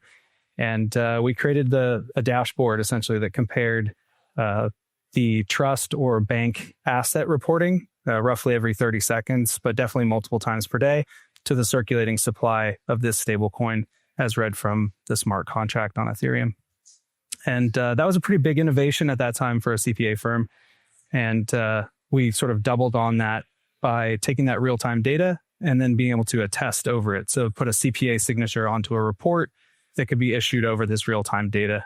So that was a pretty big innovation, we thought. Anyway, small step for the crypto space, which is already quite real-time, but a giant leap for the CPA space, which was not so real-time at the time. So yeah, today the network firm frankly does a lot. If you're a startup issuer or a tech business, we can provide you CFO advisory and sort of outsourced accounting services and get all the proper accounting and finance hygiene off the ground. But we're also, building tools that are quite a bit more scalable. And in partnership with Chainlink, we've continued to innovate in the space of on-chain proof of reserves. And so that's a little bit about us, or a lot about us. Thank you. Yeah. Cool. I think what would be helpful in this context is to explain a little bit more about what proof of reserve is, or what the different types of proof of reserve can be. Because you mentioned on-chain proof of reserve, attestations, then some even talk about Merkle tree proof of reserve. There's so many different kinds. I feel like the most simple form of proof of reserve is to have an attestation. That's also what Genius Act is mandating, or that's the first version of it at least. So can you give a little bit of an overview of proof of reserve in general?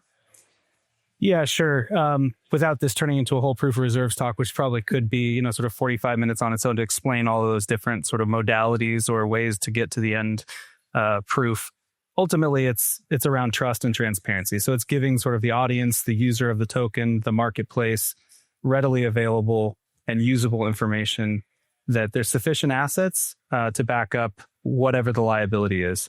And, in the case of a stablecoin, right, the liability here is the token that circulates freely, and the assets, depending on the issuer, but are generally made up of cash and cash equivalents, or UST bills. So proof of reserves is really an asset liability matching exercise. And maybe that's one thing to say is that I haven't heard it so much recently, but there was definitely early misconception around this term proof of reserves that, oh, well, okay, that's fine that you've validated the asset holdings, but what about the liabilities, And so proof of reserves is really not either or. It really has to be both, right? It is the asset liability matching exercise. Mm-hmm. So. Okay, so can you explain the different components of proof of reserve and how we collaborate?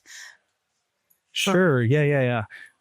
Yes, in an on-chain proof of reserves, there's multiple components.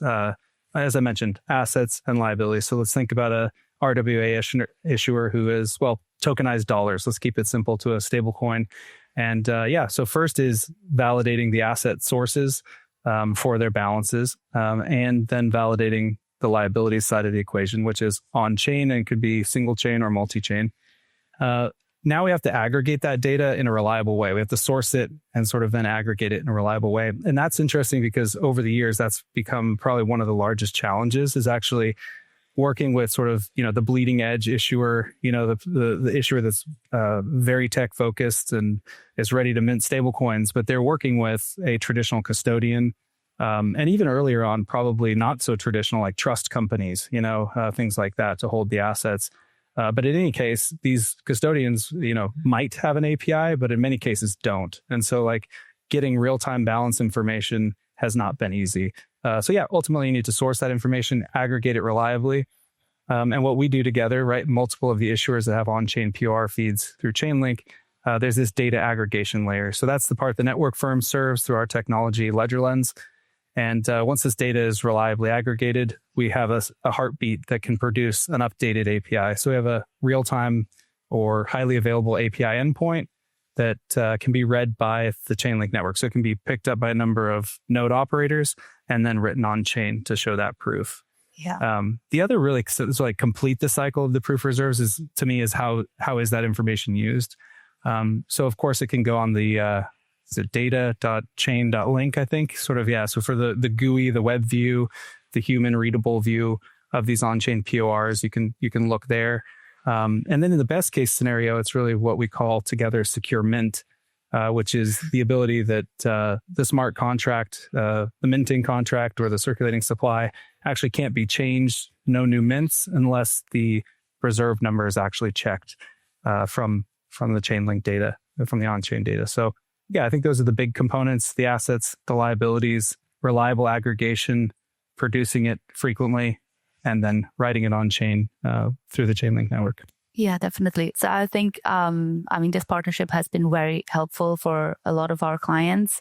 And it's definitely like the combination of us providing the decentralized Oracle networks to bring the data on chain and into the smart contract, and you providing the attestation plus Ledgerlens, which is this tech solution to fetch data from off-chain sources, which is not always that easy. So we're trying to solve this problem together. When it comes to demand, so we obviously do see demand because asset issuers, and now that's asset issuers that are tokenizing assets or minting a stable coin, but that's also assets that have underlying crypto assets like ETFs or ETPs that are looking for solutions like proof of reserve. They want to mainly do it because they see the security aspect. They see the demand from the investors investing in these assets or using these assets, but it's not yet a requirement by the regulator. That's right. What is your view on this? Yes. I think that ultimately transparency is so important for markets. I've been through a few cycles. I started at the intersection of crypto, digital assets, and public accounting in 2016. So I've seen a few things and, areas where consumers have been harmed. And so I think that this ultimately just does such damage to our space. It does damage to the potential for good progress for the tokenization of finance that really is possible. And it's set us back over a couple of cycles of bad happenings, I guess we'll say. And so, ultimately these things are so important. More trust in markets, more transparency equals better, fairer, more competitive markets that people can participate in. And so, I think that's, really core to me. I mean, that's kind of what drives me in this proof of reserve space. Yeah. It's an interesting situation because usually in TradFi, you would have the regulator telling you what to do in order to protect consumers or protect investors. Yeah. Now, in the crypto industry or in this emerging Web3 industry, is basically the private sector trying to keep up with what could come in the future and also protect their investors, even though the regulator is not yet there. Yeah, this is a really good example. Yeah, and sorry, I didn't answer your question there very specifically, but I mean, this drives towards like self-regulatory action is really what this is called. Stablecoin issuers essentially since inception have roughly self-regulated. I think Tether is an interesting, obviously highly adopted example that has had different levels of trust and transparency reporting throughout its history. But aside from Tether, I think what you see is a pretty consistent level of reporting, and it's really self-adopted. Again, like you said, there's no regulator, no licensing body that says thou shalt have a monthly attest report. It's really the community, it's the users that say, okay, if we're going to have significant stake or volume in this asset, we want some accountability, some transparency there. And so, I do think though that these self-regulatory, maybe we can pat ourselves on the back a little bit as the crypto industry saying, hey, we did a good thing with this self-regulatory move, because what has happened over time is standard setters have picked up these ideas around proof of reserves, trust and transparency reporting. And ultimately you see the end result is the Genius Act now has a monthly attestation requirement baked into it. Similarly, with the proof of reserves for exchanges, you mentioned Merkle Tree proof of reserves, this sort of unique version of proof of reserves. But again, the same goal of providing customers transparency that there's sufficient assets to back their liabilities or obligations on the platform.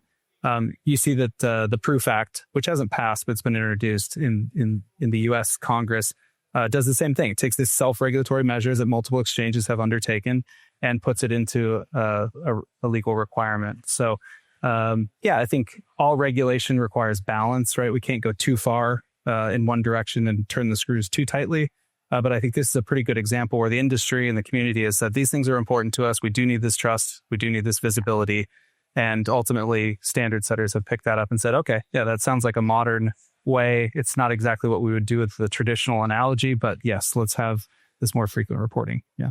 Yeah, definitely. I think if you look at the different legislations that are put in place now, it's still very early. I know we have been saying this for ages that we are early with the regulators, but it is still early. I mean, Genius Act has just gotten into place, or it hasn't even started yet, really. They are mandating the monthly attestations by auditors. Now, I believe from what I've seen in other regions, the legislations that have been put in place have one like general rule, which is potentially like monthly attestations, but then they also do recommendations. What I see more and more is also that a on-chain proof of reserve is more or less the standard. Now, maybe it would be nice to hear it from your side. What do you think are the pros of an on-chain proof of reserve, or what is on-chain proof of reserve? Yeah. I think this is one case where the tail is going to wag the dog or something like that, where again, it's sort of this self-regulatory move where the industry, the issuers, the partners are saying, hey, we can do this a better way. It can be more frequent, more seamless, more integrated. That example of Secure Mint is ultimately a sort of trust in the code, right? Anybody can see that no additional stablecoins will be minted unless this reserves API or this reserves on-chain proof says that there's sufficient assets to do so. And so, I think the tail wags the dog. I'm not sure that's exactly the right analogy, but I think absolutely there's the demand for on-chain reserves. There's a lot of folks that have talked today on this stage that are, I feel like, smarter than I am, right, from the big institutions. And they talk about the interoperability aspects. And I think that that's probably really going to be the driver. It's going to be industry that says, okay, well, in order to have this, in order to bring this downstream between institutions and then maybe out to retail, the tokenization of whether it's a fund or a stable coin or other asset, we're going to have this regulatory compliance and this transparency sort of built into the whole model. And so I think that it will probably be, as it has been before, that the regulators will continue to lag and they will continue to, sort of be behind on the understanding of the mechanics and what's possible, but ultimately that they will catch up. Yeah. But I think it's going to be industry that drives here in a good way. It's us, again, self-regulatory, providing transparency that consumers ultimately want and making better products. Yeah. I mean, hopefully it's going to be us driving it before something bad actually happens. I hope so too. Yeah, I hope so too. I think that that's one of the times, when everyone's feeling pretty good in a market or prices are up and to the right. We tend to forget, sort of the past events that were potentially so hurtful, right? Yeah. Yeah, I think one component that I see a lot is that you have this third party actually bringing the data on chain. And then one topic that is also interesting is right now, those assets are not used that often in DeFi protocols yet, but if they will need on-chain data to do so. And I feel like the more we get into DeFi, or the more we connect TradFi with DeFi, the more also on-chain proof of reserve will be relevant in these setups.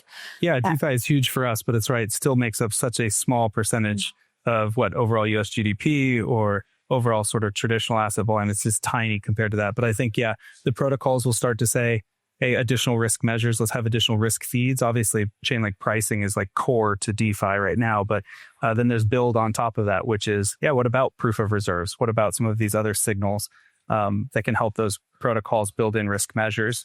We've definitely thought about that. I think there's a periphery of players as well, like ratings and insurance, that can take on this data as well and find it very useful. So, yeah, definitely. I don't know how much time we have left. I don't know either. It says 0, which I think means we're out of here. So we're about to get the hook. Yeah, but thank you so much for joining us today. If you have any questions, feel free to reach out. I guess on LinkedIn, you can find us. We're also going to be here around at the conference. So thank you so much for listening.